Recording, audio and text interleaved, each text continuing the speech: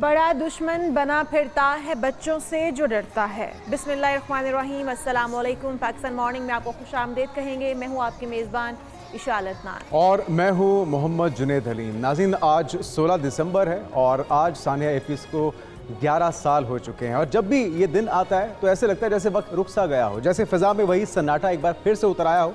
और army public school का सानिया सिर्फ एक दिन या एक खबर नहीं थी, बल्कि ये वो क़यामत थी नाज़रीन, जिसने पूरी कौम के दिल में एक ऐसा ज़ख्म लगाया जो 11 बरसों के बाद आज भी हरा है। जी हाँ, आज भी वही बस्ते, वही किताबें और वही खाली सीटें जो वहाँ पर मौजूद हैं वो ये पूछती हैं, वो ये सवाल करती हैं कि कसूर आखिर किसका था। वो बच्चे जो ख्वाब आंखों में लिए स्कूल गए थे, जिनकी माओं ने पेशानी पर बोसा देकर रुखसत किया था, जिनके बापों ने मुस्तकबिल के सुहाने मंजर सोच रखे थे, उनके हवाले से लम्हों में हमसे छीन लिए गए। दहशतगर्दों ने गोलियों से सिर्फ जिस्म नहीं चलने किए थे, बल्कि उन्होंने माओं की गोदों को उजाड़ा था, बापों के आंखों के ख्वाबों को छीना था। और ये वो लम्हात थे जिनका आपके साथ अगर हम शेयर करने बैठें तो वो दुख फिर से ताज़ा हो जाता है। और जुनेद, मैं उस वक्त न्यूज़ रूम के अंदर मौजूद थी जब पहली ये खबर आई और रोंगटे खड़े हो गए और तकलीफ़ की एक लहर पूरे जिस्म में ऐसे दौड़ गई। और उसके बाद जब जो मनाजर टीवी स्क्रीन पर दिखाए जा रहे थे और जिस तरह से माएँ करब से, दर्द से बिलखती हुई गेट्स की तरफ दौड़ती थीं और फिर गेट से उन्हें अंदर जाने की इजाज़त नहीं मिल रही थी क्योंकि अभी पूरी तरह से वैक्यूएट नहीं करवाया जा सका था, या अंदर अभी भी दहशतगर्दों के होने की वहाँ पर उम्मीद थी कि अभी कुछ दहशतगर्द शायद अंदर बच गए हैं, जिसकी वजह से माओं को अंदर जाने नहीं दिया जा रहा था। और माएँ, उनमें वो बच्चे भी थे जुनेद जो जिस बच्चे का पहला दिन था स्कूल का, और माँ ने किस उम्मीद से उस बच्चे को स्कूल भेजा और फिर उसके साथ क्या हुआ। बिल्कुल, और 11 साल गुजर गए, मगर लवाहिकीन के लिए भी वक्त आज भी वहीं रुका हुआ है। और आज भी कोई ऐसी माँ अपने बच्चों की किताब खोलती है तो आंसुओं में वो एक बार फिर से भीग जाती है। कोई बाप स्कूल बैग देखकर खामोश हो जाता है। और ये दुख जो है ये लफ्ज़ों में बयान नहीं किया जा सकता, ऐसे लफ्ज़ों में ढाला नहीं जा सकता। और ये वो कर्ब है नाज़रीन जो सीने में सांस लेता है। ये हमला सिर्फ बच्चों पर नहीं था, ये इल्म, इंसानियत और उनके मुस्तकबिल पर हमला था। और उसके बाद फिर जो हमने अहद किया बहैसियत कौम यकजान होके इस दहशतगर्दी का मुकाबला करना है, ये अज़्म, ये जज्बा, ये हिम्मत आज भी जवान है, चाहे वो हमारी फोर्सेस हो या पाकिस्तान की गयूर अवाम हो। तो इसी पर सबसे पहले आज बात करेंगे। और पाकिस्तान की तारीख का एक बड़ा सानिया है। APS हमले को 11 बरस तो बीत गए, लेकिन सफाक दहशतगर्दों के लगाए गए ज़ख्म आज भी ताज़ा है। जी हाँ, इस पर बात करेंगे। सिडनी हमले में मुलव्विस ताजिद अकरम के भारतीय होने का इंकशाफ हुआ है, ऑस्ट्रेलियन एजेंसी से रब्ता किया है, और इस पर भी बात करेंगे क्योंकि पहले बिना तहकीक के जिस तरह भारत हमेशा इल्ज़ाम लगाता है पाकिस्तान पर, इजराइल और भारत इस बार मिलकर इल्ज़ाम लगा रहे थे पाकिस्तान पर, लेकिन जब तहकीकात की गई हैं एजेंसी से पता चला है कि जो दहशतगर्द था उसका ताल्लुक पाकिस्तान से नहीं बल्कि भारत से है, और जो उसका पैटर्न था वहाँ पर हमला करने का वो अफगानिस्तान से मिलता है। तो इस पर भी मजीद तफसीलन बात करेंगे। बिल्कुल, और उसके बाद फिर बात होगी पाकिस्तान में हम देख रहे हैं कि सुपर फ्लू इस वक्त मौजूद है। तिबी माहिरीन ने खबरदार कर दिया है, ख़तरे की घंटी बज चुकी है। इसके लिए क्या तदारुक के लिए इकदाम हो सकते हैं। और मुल्क भर में लिए गए जो 20% नमूने थे उसमें सुपर फ्लू का वायरस भी पाया गया है। इसका इलाज क्या है, इसकी एहतियात क्या है, इसकी अलामात क्या हैं, इस पर तफसील से माहिरीन की राय लेंगे। उसके बाद आपको बताएंगे पाकिस्तान स्टेट बैंक ने शरह सूद में कमी का ऐलान कर दिया। डीजल की कीमत में 14 रुपये फ़ी लीटर कमी, पेट्रोल के नर्ख बरकरार रहेंगे। इसकी क्या वजूहात हैं कि पेट्रोल की कीमतें नीचे नहीं आई हैं, इस पर भी तफसील से जायज़ा लेंगे। और फिर आखिर में बात होगी नौजवान लड़कियों में बढ़ती उम्र का खौफ, skin booster anti ageing injection का बढ़ता हुआ रुझान कितना ख़तरनाक हो सकता है, कितना महंगा है और कितना फ़ायदेमंद, इस पर भी बात करेंगे। तो सबसे पहले आगाज़ कर लेते हैं आज की एक सबसे बड़ी डेवलपमेंट। 11 साल पहले जो अफसोसनाक सानिया हुआ पेशावर APS में, पाकिस्तान की तारीख का सबसे अलमनाक दिन।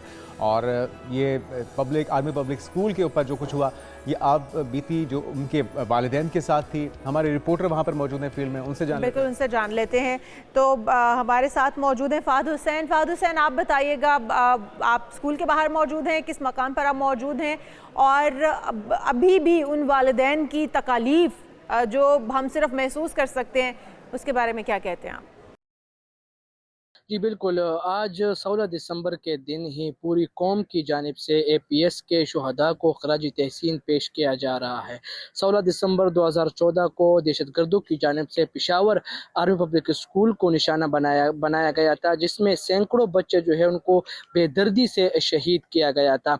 इस वाक़े के बाद दहशतगर्दी के ख़िलाफ़ जंग ने एक नया रुख लिया, जब तमाम सियासी क़ुव्वतें और अस्करी क़यादत इकट्ठा हुई और दहशतगर्दी के ख़िलाफ़ एक मुश्तरका लाएअमल तश्कील दिया गया और एक नेशनल एक्शन प्लान जो है वो तरतीब दिया गया, जिसके बाद दहशतगर्दों के ख़िलाफ़ बिला इम्तियाज़ कार्रवाइयाँ की गई और दहशतगर्दी का कला कमा किया गया। तो आज 16 दिसंबर वो दिन है जो एपीएस के शुहदा बच्चों को खराज तहसीन और उनकी लाजवाब जो कुर्बानी है उसको याद किया जा रहा है। पेशावर में मौजूद जो मुख्तलिफ शोबाजात से ताल्लुक़ रखने वाले अफराद हैं, सियासतदान हैं, ब्यूरोक्रेट्स हैं और सिविल सोसाइटी के अफराद हैं, जितने भी अफराद हैं वो सब, और ख़ासकर जो आम शहरी हैं, जो आवाम है, वो भी इन शुहदा को याद कर रहे हैं और उनकी कुर्बानी को खराज तहसीन पेश कर रहे हैं और ये इस अज़म का इज़हार कर रहे हैं कि आइंदा भी दहशतगर्दी के ख़िलाफ़ पूरी कौम जो है वो इकट्ठा होगी और मुल्क भर से, पाकिस्तान से, ख़ुसूसन खैबर पख्तूनख्वा से दहशतगर्दी का खात्मा करेंगी। जी का जवाब देने के लिए बहुत शुक्रिया। हमारे साथ फाद हुसैन मौजूद थे। पाकिस्तान की तारीख का ये सबसे अलमनाक दिन 16 दिसंबर, वो तारीख जिसने एक पूरी कौम को लहूलुहान कर दिया था। आर्मी पब्लिक स्कूल पेशावर पर होने वाले दहशतगर्द हमले, बहुत सारे बच्चों ने अपनी जानें खोई, बहुत सारे वालिदैन ने अपने प्यारों को खोया। आज हमारे साथ तुफैल खटक मौजूद हैं, वालिद हैं शहीद के, शेर शाह इनके बेटे का नाम था, जो कि इस सान्हे में शहीद हो गया, और एक और बेटा उसी स्कूल में मौजूद था एपीएस सान्हे के अंदर, जो कि गाजी हुआ, अहमद शाह। वो उनके वालिद हमारे साथ मौजूद हैं। आज वो अहमद शाह तो एमफिल कर रहा है, माशाल्लाह से बड़ा हो गया है, जवान हो गया है। जो बेटा खो दिया तुफैल खटक ने, उसका दर्द वो कभी कम नहीं कर पाएंगे या कभी अपने अंदर से ख़त्म नहीं कर पाएंगे। तो उनके वालिद की कुर्बानी, बिल्कुल उनके वालिद से भी बात करेंगे, लेकिन शेर शाह ने जो कुर्बानी दी है वो बुनियादी तौर पे उस अज़्म को जगाने के लिए, उस हौसले को जगाने के लिए जिसकी ज़रूरत थी इस कौम को, और वो जज्बा यकीनी तौर पे रायगा नहीं जा सकता। दहशतगर्दी के ख़िलाफ़ जंग हो या आपस में मुत्तहिद होने की बात हो, उन तमाम नन्हे फरिश्तों ने जो अपने जानों के नजराने अपने खून से दिए हैं इस वतन की मिट्टी को सराब करने के लिए, वो रहती दुनिया तक, जब तक ये दुनिया कायम है, जब तक पाकिस्तान इंशाल्लाह कायम व दायम है, इस कुर्बानी को ना तो भूला जाएगा ना ही फरामोश किया जाएगा। और वो दहशतगर्द जो कि इस मुल्क की सलामती के दर पे हैं, उन्हें इबरत का निशान बनाया जाता रहेगा। और जब जब वो पाकिस्तान की तरफ मैली आँख से देखेंगे, हमारे बच्चे हों, हमारे जवान, हमारे बूढ़े बुज़ुर्ग या हमारी फोर्सेस के जवानों को निशाना बनाने की कोशिश की जाएगी, तो फिर उन्हें हमेशा इबरत का निशान बनाया जाएगा। और यही इस वक्त रियासत पाकिस्तान की पॉलिसी है, जिसके ऊपर वो मिनवन अमल पैरा है। और बड़ा वाज़ेह पैगाम दे दिया गया है। अफ़गानिस्तान गो के हमारा पड़ोसी मुल्क है, उसको हमने 50 साल से ज़्यादा अरसे तक केटर किया, लेकिन अब इनफ इज़ इनफ। हमारे साथ मौजूद हैं हटक साहब मौजूद हैं, उनसे ही जानते हैं कि आज वो क्या महसूस कर रहे हैं और दर्द में कुछ कमी हुई, आपने हिम्मत नहीं हारी है, बहुत ही बहादुरी का आपने मुजाहरा किया है, एक बेटे को खो देना, लेकिन फिर भी आपके पास एक चिराग मौजूद था। बहुत सारे घर ऐसे थे जिनके पास इकलौते बच्चे थे जो उस सान्हे के अंदर शहीद हो गए। क्या कहेंगे आज? बड़ी मेहरबानी आपकी कि आपने हमको लाइन पर ले लिया। आज मैं उसी जगह और उसी स्कूल में खड़ा हूँ जिधर से आपसे मुहातिब हो रहा हूँ। आज पूरे 11 साल हो गए और आज ही के दिन कुछ दहशतगर्द जहन वाले लोगों ने मतलब निहत्ते बच्चों के ऊपर एक बुज़दिलाना हरकत की है और उसके नतीजे में बहुत सारे बच्चों को और उसके असातिज़ा को शहीद किया गया। उसका मकसद खालिसतन यही था कि मतलब छोटे बच्चों, कौम के बच्चों को मतलब इस तरह की दहशत से और इस तरह की वहशत से उनको डराएंगे। लेकिन मैं यकीन नहीं रखता हूँ इसी बात के ऊपर। मैं आपके साथ बैठा हूँ, आपके सामने मुहातिब हो रहा हूँ पूरी कौम से। आप यकीन करें, जहाँ तक दर्द का ताल्लुक है, मुझे लोग कहते हैं कि टाइम हीलर है, लेकिन मैं बिलीव नहीं करता हूँ इस चीज़ के ऊपर। लेकिन हमने उसको पीछे रख कर एक उसी दिन से एक तहिया रखा हुआ है और वो तहिया रखा हुआ है कि इस माइंड सेट को हम एक तालीम के ज़रिए और कौम को बेदार करने के लिए इस्तेमाल करेंगे।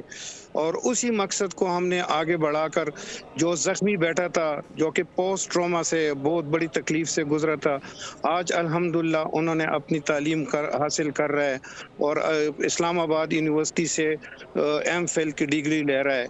और उसकी जो छोटी बहन थी, जो उन्होंने अपने भाई से एक अहद कर रखा था कि उन्होंने डॉक्टर बनना है, अल्हम्दुलिल्लाह वो मेडिकल कॉलेज में पढ़ रही है। तो माशाल्लाह, हमारा मकसद हालिसन जी, जी। जी, बहुत ही ज़बरदस्त ये जज्बा है, पहाड़ जैसा सीना आपका, और उसके अंदर जो मौजूद हौसला है वो काबिल सताइश है, काबिल तहसीन है। दुश्मन के लिए क्या पैगाम है? वो जो चाहता था कि हमारे जो बच्चे हैं उन्हें निशाना बना के हमारे हौसलों को पस्त कर दे, उसको किस तरह का जन्नाटेदार थप्पड़ रसीद किया आप जैसे पेरेंट्स के हौसले ने? अच्छा, ऐसा है ना कि ये जो सिलसिला था ना, ये रुका नहीं था, और वो जो माइंड सेट था उसकी यही ट्राई थी कि वो बच्चों को और कौम के जवानों को डिस्करेज कर ले और उनके अंदर जो ना खौफ और उसकी फिजा डाले। आपको याद होगा कि एग्रीकल्चर यूनिवर्सिटी के ऊपर हमला हुआ था, बादशाह खान यूनिवर्सिटी के ऊपर हमला हुआ था, और रिसेंटली मतलब एक हुजदार के अंदर हुआ है, और उसके अलावा वाना के अंदर हुआ है। उसका मकसद खालिसतन तालीमी इदारों में बच्चों को टारगेट करना है। लेकिन जो हौसला और जो अज़म मैं बता रहा हूँ, जो आपके सामने बता रहा हूँ, कि हम एक उसको इल्म और उसकी जो उसको इसी की जोरी से उसको शिकस्त इंशाल्लाह देंगे। कौम के इंशाल्लाह। जवान बेदार है और इंशाल्लाह इन चीज़ों से नहीं डरेंगे। इस कौम के पीछे आपको मैं एक चीज़ याद करूं कि ये वाक़या उस वक्त हुआ था जब पूरी कौम वहशत, दहशत और खौफ की हालत में थी। लेकिन एक यंग जनरेशन उठी और उन्होंने अपने सीने से और उनसे गोलियां खाकर एक बड़ी लंबी कौम कुर्बानी दी है, और उसके नतीजे में उन्होंने एक क्रॉस कौम को नस्ल, मजहब और हर एक चीज से बालातर होकर इकट्ठा किया, और उस तमाम दुश्मनों को एक बड़ा मैसेज दिया कि पाकिस्तानी कौम किसी भी हालत में झुकने वाली नहीं है। वो मुकाबला कर, उसके बच्चे मुकाबला करने के अहल है, और आज वही बच्चे जो कि जख्मी थे और वही बच्चे जो आज बहुत उसकी खिराज तहसीन आपको हमारी तरफ से, और जो 2 बच्चे आपके माशाल्लाह से इतने काबिल बन गए हैं उनके लिए भी बहुत सारी दुआएं, और अल्लाह ताला आपके हौसले इसी तरह से बुलंद रखे और इसी तरह से आपकी हिम्मत जो है वो हमेशा बुलंद रखे। शेरशाह की कुर्बानी रायगा नहीं जाएगी। जो हमारे उस वक्त 147 मासूमों ने अपनी जान ने दी है, उनमें एक शेरशाह भी था, और वो कुर्बानियाँ रायगा नहीं जाएंगी उन मासूमों की। और माशाल्लाह से इसी तरह से आपका अल्लाह पाक हौसला बुलंद रखे। हमारे साथ ब्रिगेडियर रिटायर्ड हारिस नवाज साहब भी हैं, दिफाई तज्जियाकार, उनसे जानते हैं। ब्रिगेडियर साहब, जिस तरह से हम देख रहे हैं कि वालिदैन, ये तो एक वालिद थे, बहुत सारे बाप उस वक्त दर्द से तड़पते रहे, लेकिन उन्होंने अहद किया कि दुश्मन से निमटने की जो सलाहियत है वो हम रखते हैं। अगर हमारे बच्चे उनसे भिड़ गए हैं, अगर हमारे बच्चे उनका सामना कर सकते हैं, तो फिर हम क्यों नहीं। आज समझते हैं कि हम कामयाब हो पाए उन 147 मासूमों की जानों ने जो नजराने पेश किए हैं इस वतन को कुर्बाने के लिए, इस दहशतगर्दी को ख़त्म करने के लिए, हम उसमें किसी हद तक कामयाब हो पाए। देखें, बिल्कुल कोई डाउट नहीं है इसमें, और ख़ास तौर पे ये वो दुश्मन है जो इतना बुज़दिल है, जो बच्चों के साथ ऐसी हरकतें करता है। और उससे ये अंदाज़ा लगा लें कि वो कौम हमारी और वो पेरेंट्स कितने बहादुर हैं और वो मिलिट्री के पेरेंट्स जो उस वक़्त वहाँ पर ऑपरेशंस कर रहे थे काउंटर टेररिज्म में दहशतगर्दों के ख़िलाफ़, और उन्हीं के बच्चे APS में पढ़ रहे थे, वो शहीद भी हुए, और वो उस वक़्त उनके खिलाफ़ ऑपरेशन कर रहे थे। तो ये कौम जो एक इतनी ज़्यादा हौसलामंद है और वो कभी भी डरने वाली नहीं है, और ये उन्होंने साबित किया। और उसके बाद आज वही बच्चे माशाल्लाह बड़े भी हो गए हैं, एक अपने मुल्क के अंदर का एक बहुत कंट्रीब्यूट भी कर रहे हैं। तो मेरे ख्याल में ये बहुत बड़ी मिसाल है। और उसके बाद आपने देखा कि किस तरीके से मुसल्लह सिक्योरिटी फोर्सेस ने इनमें ज़रबे अज़्म में और रद्दुल फसाद में ऑपरेशन किए, और इनको मेजॉरिटी को इनको पकड़ भी लिया, इनको सजाएं भी दी गई उसके बाद। और उसके बाद ये अहद भी किया गया, और फिर वो मुसल्लह फ़ौज ने अहद किया कि हम इनका साथ कुर्बानी भी देंगे, शहादतें भी देंगे। और तकरीबन मुल्क से, अगर आपको याद होगा, हमने काफ़ी हद तक ये टेररिज्म को ख़त्म कर दिया था। ये तो दोबारा फिर जब ये 2021 के बाद में जब ये अमेरिकन गए, तो फिर यहाँ पर हमने कुछ लोगों को आने की इजाज़त दी, जिससे ये बढ़ गया। अदरवाइज ये कौम बहुत रिजिलियंट है। हमने मार के हक में बता दिया, वो बदला जो इंडिया से लेना था और दहशत गर्दों से हमने जो लेना था वो हमने ले लिया, और वो इस तरह का लिया कि जो इसकी नस्लें याद रखेंगी, जिसमें फील्ड मार्शल सईद आसिम मुनीर जो अभी चीफ ऑफ डिफेंस फोर्सेस भी हैं, उनकी क़यादत में पूरी कौम ने यकजा होके और एक डायरेक्शन में फोकस होके इतने बड़े दुश्मन को 6 से 8 घंटे में शिकस्त फाश दी। उसका गरूर जो मिलीमेट कर दिया, उसका काला मुंह हुआ, दुनिया में हजीमत उठानी पड़ी। और आज देखिए पाकिस्तान की कौम की कितनी इज्जत है दुनिया के अंदर। पाकिस्तान की मुसल्लह अफवाज को दुनिया में माना जाता है कि नंबर 1 है, और ये भी साबित कर दिया कि बहुत ही एक इमेच्योर और रिस्पॉन्सिबल न्यूक्लियर मुल्क हैं with professional battle hard army. और आप इस रीजन में हम एक रीजनल स्टेबलाइजर बन गए हैं और इंडिया बिल्कुल आइसोलेट होकर रह गया, दुनिया से कट ऑफ हो गया। तो ये सारी अल्लाह ताला ने पाकिस्तान के लिए ये जो कामयाबी थी ये उसने हमें नसीब किए हैं, और अभी भी तहिया किया इनको ख़त्म कर। बिल्कुल, हमारे हौसले भी बुलंद हैं और पहले से ज़्यादा जोर के साथ रियासत मुखालिफों को मुँह तोड़ जवाब दिया जाएगा। अच्छा ब्रिगेडियर साहब, 16 दिसंबर की तारीख बड़ी भारी गुजरी है, एक तवील तारीख है। एक तो 11 साल पहले सानिया APS, उससे पहले 1971 में जो सकूत ढाका हुआ वो भी आज ही के रोज़ हुआ, 54 बरस पहले। और उस वक्त जो दुश्मन था आज उसके किए किराए पर भी पानी फिर चुका है। पाकिस्तान और बांग्लादेश एक बार फिर से आपस में कंधे से कंधा मिलाकर खड़े हैं शेख हसीना वाजिद की रजीम चेंज के बाद। तो क्या लगता है कि एक बार फिर से शीरो शक्कर होने जा रहे हैं और हर महाज पे दुश्मन को मुंह की खाना पड़ रही है? 2 फ्रंट वॉर जो वो चाह रहे थे अफगानिस्तान के रास्ते, वहाँ पे भी उन्हें मुंह की खाना पड़ रही है, और सकूते ढाका का जो मकसद था वो भी दफन हो गया रजीम चेंज के बाद। देखिए, मैं इंडिया के जो प्लानिंग थी, जिस तरीके से उन्होंने वहाँ पर शुरू में ही एक स्कूलों के अंदर से उसे स्टार्ट किया था ब्रेन वॉशिंग, और वहाँ पर मुक्तिबानी को लेकर आए, टीचर जो हिंदू थे उनको वहाँ पर उनको लॉन्च किया, बच्चों को पढ़ाया एक ब्रेन वॉश करके कि पाकिस्तान के खिलाफ, वेस्ट पाकिस्तान के खिलाफ उनके जहर भरा। लेकिन एक जो आइडियोलॉजी थी वही थी कि पाकिस्तान एक, हमारे 2 नज़रिए अलहदा थे, और वो इसकी वजह से बांग्लादेश और ईस्ट पाकिस्तान वेस्ट पाकिस्तान बना। और आज इतने अरसे के बाद देखें तो दोबारा वही बात हुई कि क्योंकि दिल इकट्ठे थे, और आप देखें उसी तरह मोहब्बत बढ़ गई, और इंडिया को कितनी सख्त हजीमत उठानी पड़ी। हसीना वाजिद जिस तरीके से मुल्क छोड़ के भागी, अवाम खड़े हो गए, क्योंकि जिस तरीके से पूरी अवाम को सप्रेस किया हुआ था, वहाँ पर नौजवानों से जुल्म हो रहा था, और इंडिया ने इसको अपनी एक किस्म की, बांग्लादेश को अपनी एक स्टेट बना दिया था अपनी मर्जी के। जब नरेंद्र मोदी वहाँ गया तो कहा देखो मैंने मुक्तिबानी को इस्तेमाल किया और आप लोगों को अलहदा किया, और वो अंदर से ये नौजवान भरे बैठे हुए थे क्योंकि उनकी मोहब्बत पाकिस्तान के साथ और दोनों मुल्कों की आपस में बहुत ज़्यादा गहरी थी। और अब आप देखें आज military to military, government to government, फिर पीपल टू पीपल, बिल्कुल उसी तरीके से दोबारा मोहब्बत है। और आप बिल्कुल सही कह रहे हैं ब्रिगेडियर साहब। अभी वो हम देख रहे हैं बलूचिस्तान पर नजरें गाड़े बैठे हैं, और वो बर्मिला इस बात का इजहार भी करते हैं कि पाकिस्तान से उसको तोड़ लेंगे। क्या समझते हैं कि आज के दिन हम इस चीज़ के लिए तैयार हैं कि दुश्मन को उसका जवाब भी दिया जा सके, उसकी साजिशों प्लानिंग का? क्योंकि हम देख रहे हैं कि वो पाकिस्तान के अंदर जिस तरह का इंतशार पैदा करने की कोशिश कर रहे हैं उसमें कामयाब तो नहीं हो रहे, लेकिन हमारे कुछ अपने ही लोग उनकी भेंट चढ़ जाते हैं, उनकी साजिशों का शिकार हो जाते हैं और फिर अपने ही लोगों को मारने चल पड़ते हैं। तो क्या समझते हैं कि आज हम जो भारत करना चाह रहा है उसको मुंह तोड़ जवाब देने के लिए तैयार हैं? उसके जो साजिशें हैं उनकी प्लानिंग को तोड़ने के लिए, उसके प्लान्स को खराब करने के लिए भी हमारे पास कोई हिकमत अमली मौजूद है?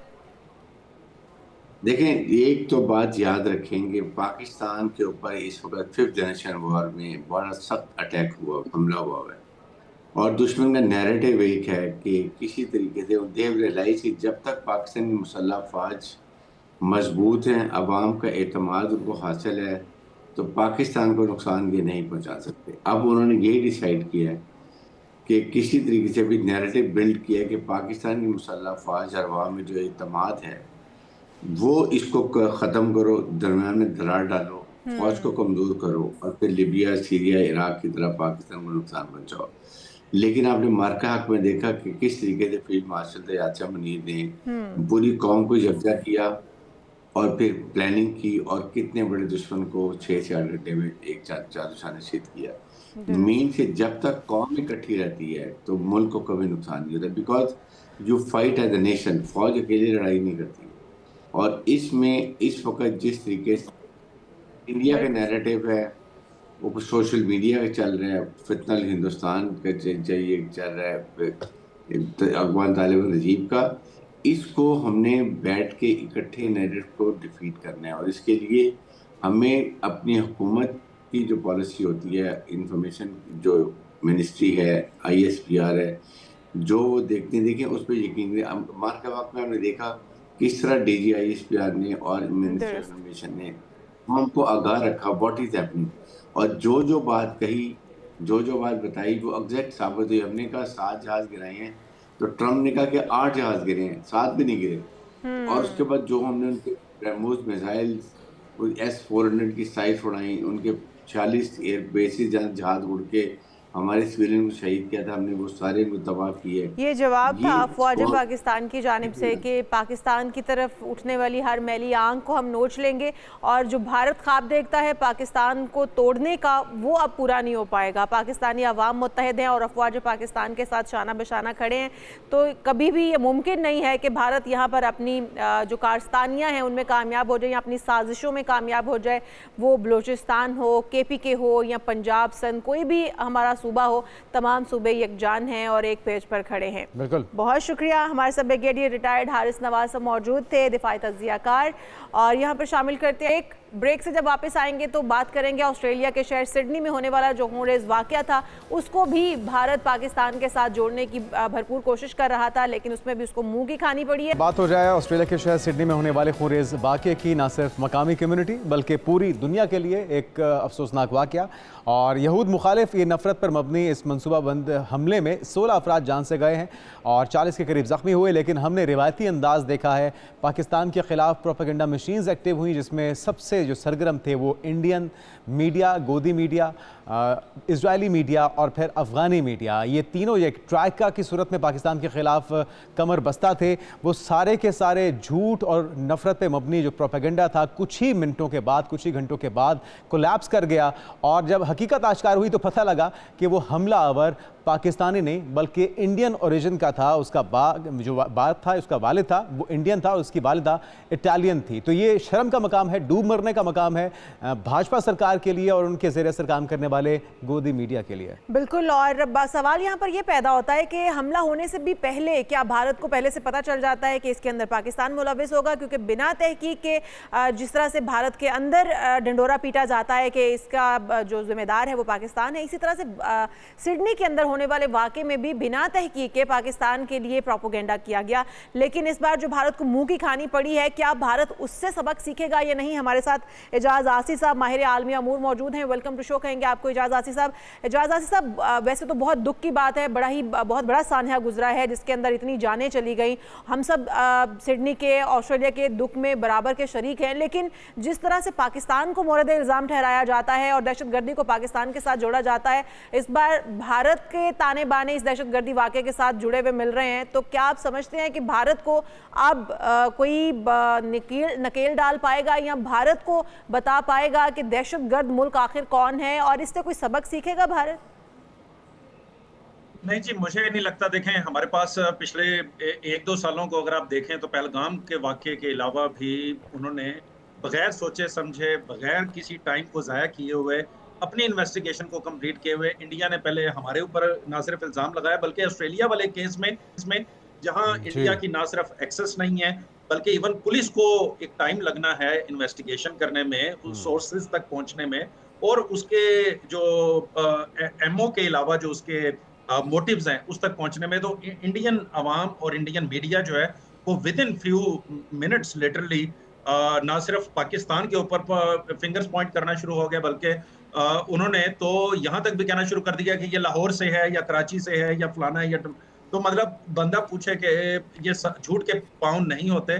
और ये पहलगाम जैसे इसके अलावा इस तरह की ये जो झूठ पर मबनी पूरा नैरेटिव है, मेरा ख्याल है इंडिया को इस पे बहुत ज्यादा इंटरनेशनल आइसोलेशन और इंटरनेशनली उनको जो है वो लोग इनका मजाक उड़ाएंगे कि ये गैर जिम्मेदाराना किस्म की जो है अवाम है, और ना सिर्फ अवाम बल्कि मीडिया और उनके इवन सियासतदान तक भी जो है वो इस तरह की जहाँ पर लोगों की जानें जा रही हैं, जहाँ पर जो है वो एक इंटरनेशनल एक इवेंट हो रहा है, तो वो वहाँ पर पाकिस्तान के ऊपर बगैर किसी तहकीक के इसकी किसी खबर को कुछ संजीदा नहीं लेगा। आसिफ साहब बिल्कुल ठीक कह रहे हैं, लेकिन इस तमाम अंधनाक वाक़े के अंदर जो एक वाहिद पॉजिटिव पहलू है वो ये कि एक मुसलमान शहरी ने अपनी जान ख़तरे में डाली है, और 43 साला अहमद अल अहमद ने जिस तरह से जाके उस हमलावर को दबोचा है और ख़ुद भी ज़ख्मी हो गया, ज़िंदगी मौत की कशमकश में रहा, और पूरी दुनिया समेत डोनाल्ड ट्रंप,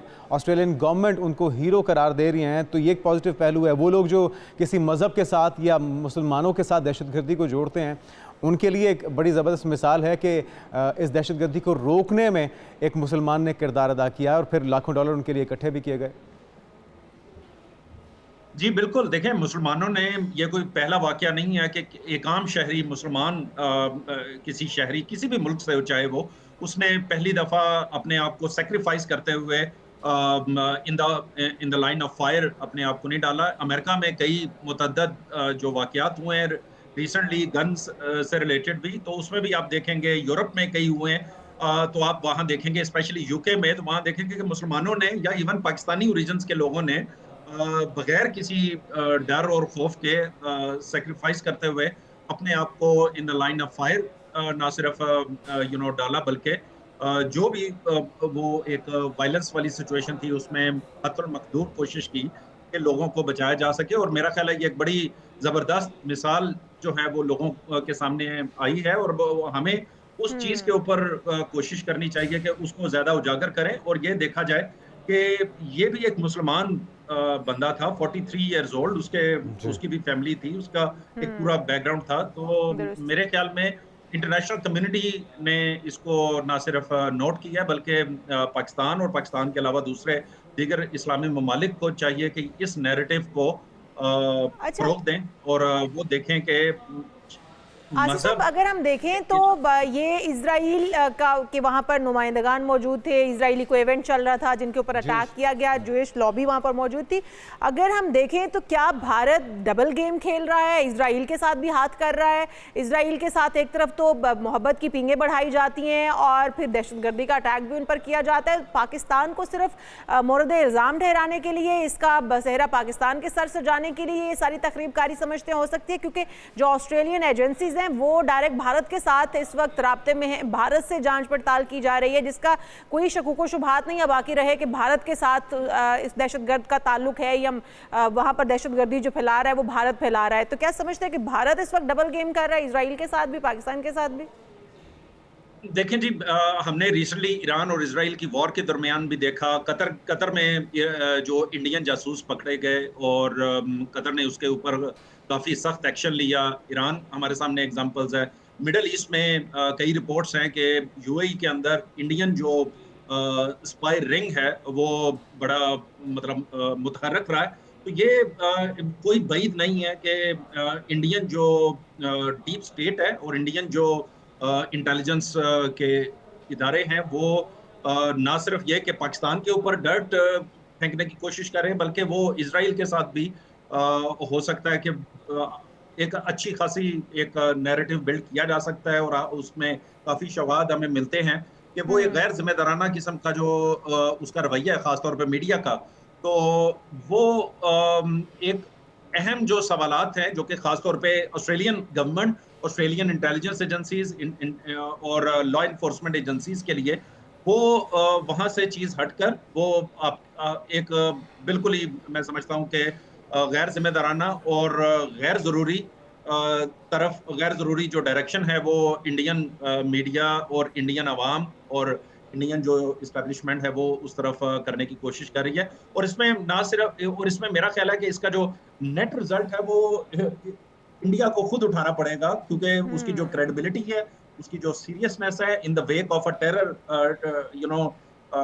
अटैक, ख्याल है कि वो पूरी दुनिया जो है जिस तरह आपने कहा कि हम सारे ऑस्ट्रेलियंस के साथ हैं, उन लोगों के साथ जिन्होंने अपनी जानों से हाथ धोए, बल्कि उनकी फैमिलीज के साथ, तो वहाँ बिल्कुल। इंडिया के पास सिर्फ हम एक इजहार ही, यकजहती करते हैं और उम्मीद करते हैं कि ऑस्ट्रेलियावी हुकाम जो भारत से इस वक्त भारतीय एजेंसी से राब्ते में है, भारत उनको गुमराह नहीं करेगा बल्कि उनको हकायक तक पहुंचने में मदद करेगा, ताकि उस असल दहशतगर्द के हकायक तक या उसकी और जो 7 ग्रुप मुनज़्ज़म ग्रुप हैं उन तक पहुँचा जा सके। बहुत शुक्रिया। एजाज आसी सब हमारे साथ मौजूद थे, माहिर आलमी आमूर। नाज़रीन, और बात करते हैं पाकिस्तान के कौमी खेल की, जो कि इस वक्त ज़वाल का शिकार नज़र आ रहा है और प्रो हॉकी लीग में पाकिस्तानी टीम की कारकर्दगी एक बार फिर तशवीश का बायस बनी है। अपने चौथे मैच में भी पाकिस्तान को अर्जेंटीना के हाथों 5-1 से शिकस्त का सामना करना पड़ा है। तो टीम आखिर हमारी इतनी सफ़र क्यों कर रही है?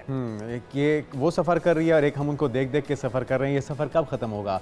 राना वहीद की टीम की जानिब से वाहिद गोल किया गया, ये जो आखिरी मैच उन्होंने हारा है, लेकिन मजमूई कारकर्दगी में ये टीम अभी भी फातिहाना फॉर्म से कोसों दूर नज़र आती है। यानी कि शिकस्त पे शिकस्त, शिकस्त पे शिकस्त, रोना रोया जाता है वसाइल के ना होने का या जो उनको तवज्जो मिलनी चाहिए उसके ना होने का। वो मामला भी अपनी जगह मौजूद है, लेकिन थोड़ा बहुत तो टैलेंट नज़र आया, थोड़ी बहुत तो एफर्ट नज़र आया, थोड़ा बहुत तो ये नज़र आया कि कुछ लड़के वो मैच हार रहे हैं। और कौमी खेल है, कौमी के साथ इस तरह कौमी खेल के साथ ऐसा सलूक होना यकीनी तौर पे अफसोसनाक अमर है। हमाद सिद्दीकी साहब स्पोर्ट्स जर्नलिस्ट हमारे साथ मौजूद हैं। हमाद भाई, आपको वेलकम कहेंगे।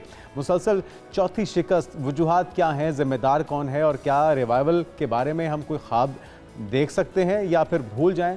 और इस खेल के साथ कौमी खेल को जोड़ना फिर अफसोसनाक अमर नहीं है? थैंक यू जुनैद, बहुत बहुत शुक्रिया। लेकिन थोड़ा सा पेशेंस हमें दिखाना पड़ेगा। हमारा जो जवाल पजीर था 94 के बाद से हमने कोई बड़ा इवेंट नहीं जीता। तो आप समझ लें 31 साल अगर आप बिल्कुल परफॉर्मेंस आपकी नहीं नज़र आती और समहाउ आप किसी तरह मैनेज करके यहाँ तक क्वालिफाई करते हैं प्रो लीग, जो कि बहुत बड़ी लीग है, दुनिया की 9 टॉप टीम्स हैं। अभी आप जो 2nd 3rd ग्रेड टीम के अगेंस्ट खेल रहे थे और वहाँ पे भी स्ट्रगल कर रहे थे, मैच जीत जाते तो बड़ा कारनामा समझते थे। लेकिन अब आप आए हैं असल जो कि 9 टीमें हैं, जिसमें जर्मनी है, हॉलैंड है, बेल्जियम है, चाइना, स्पेन। मतलब ये वो टीम है कि इनके खिलाफ आप खुद अपने आप को जज कर डिफरेंस कितना है और उस डिफरेंस को किस तरह कम किया जा सके। देखिए, हमारी कौमी खेल है और रॉकेट साइंस नहीं है, हार्ड वर्क सबसे ज्यादा इंपॉर्टेंट है। कल मैं एक प्रोग्राम कर रहा था हॉकी के जबरदस्त से सेंटर फॉरवर्ड पाकिस्तानी के हसन सरदार, और उनका ये कहना था कि जब वो टीम सेलेक्टर थे, थोड़ा सा कुछ ऐसी मैं कहूँगा कि सख्त बातें हैं जो कि नहीं होनी चाहिए। उन्होंने कहा कि जब मैं चीफ सेलेक्टर था, मैं जाके बहैसियत एक हॉकी के फॉर्मर खिलाड़ी के मैंने उनसे पूछा कि आप लोग कुछ पूछना चाहते हैं, कुछ सीखना चाहते हैं, तो मैं ये नहीं सोचा कि मैं चीफ सेलेक्टर हूँ, मैं नहीं जाऊँगा, मैं अपने आप को पेश कर रहा हूँ, आइए मुझसे पूछें। लेकिन वो कह रहे हैं कि एक भी बच्चा उनसे पूछने नहीं आया। तो अभी तक वो मेहनत कर, जो वो कहते हैं ना, हार्ड वर्क, डेडिकेशन हमेशा से आपको पे ऑफ करती है। तो वो जब तक ये जज्बा नहीं आएगा ना, हमारे भाई, वैसे अगर देखा जाए तो हमारी हॉकी टीम के पास मेंटोर्स की कमी है क्या, या फिर कोचेस की कमी है जो उन्हें सिखा नहीं पा रहे, इंटरनेशनल मयार के मुताबिक नहीं बना पा रहे? क्योंकि हम देख रहे हैं कि हमारे प्लेयर्स जिस तरह से कोई एक मैच में भी अच्छी परफॉर्मेंस नहीं दे पा रहे, तो सिर्फ ये रोना रो देना कि उनको बजट नहीं मिल रहा या उनको उस तरह की आसाइशें नहीं मिल रही, उस तरह का प्रोटोकॉल नहीं मिल रहा, क्या ये रोना काफ़ी होगा? या फिर हमारे पास जो बुनियादी एक ज़रूरत है उनकी वो भी मौजूद नहीं है, कोचेज उस तरह के मौजूद नहीं है, मेंटोर्स मौजूद नहीं है? देखिए, प्रो लीग में जाने के लिए बहुत सारे इश्यूज थे। पाकिस्तान को 30-35 करोड़ रुपए चाहिए था, जो कि नहीं अरेंज हुए थे, लेकिन एंड में गवर्नमेंट ऑफ पाकिस्तान ने बड़ा अच्छे तरीके से इसको अंजाम पजीर पहुंचाया कि मुहैया किए गए फंड और पाकिस्तान प्रो लीग खेलने गया। अब प्रो लीग खेलने जा रहे हैं, 2 मैच 3 मैच खेलने के बाद आपका कोच वापस आ जा रहा है। अब पाकिस्तान हॉकी फेडरेशन से पूछे या कोच ताहिर जमान से पूछे।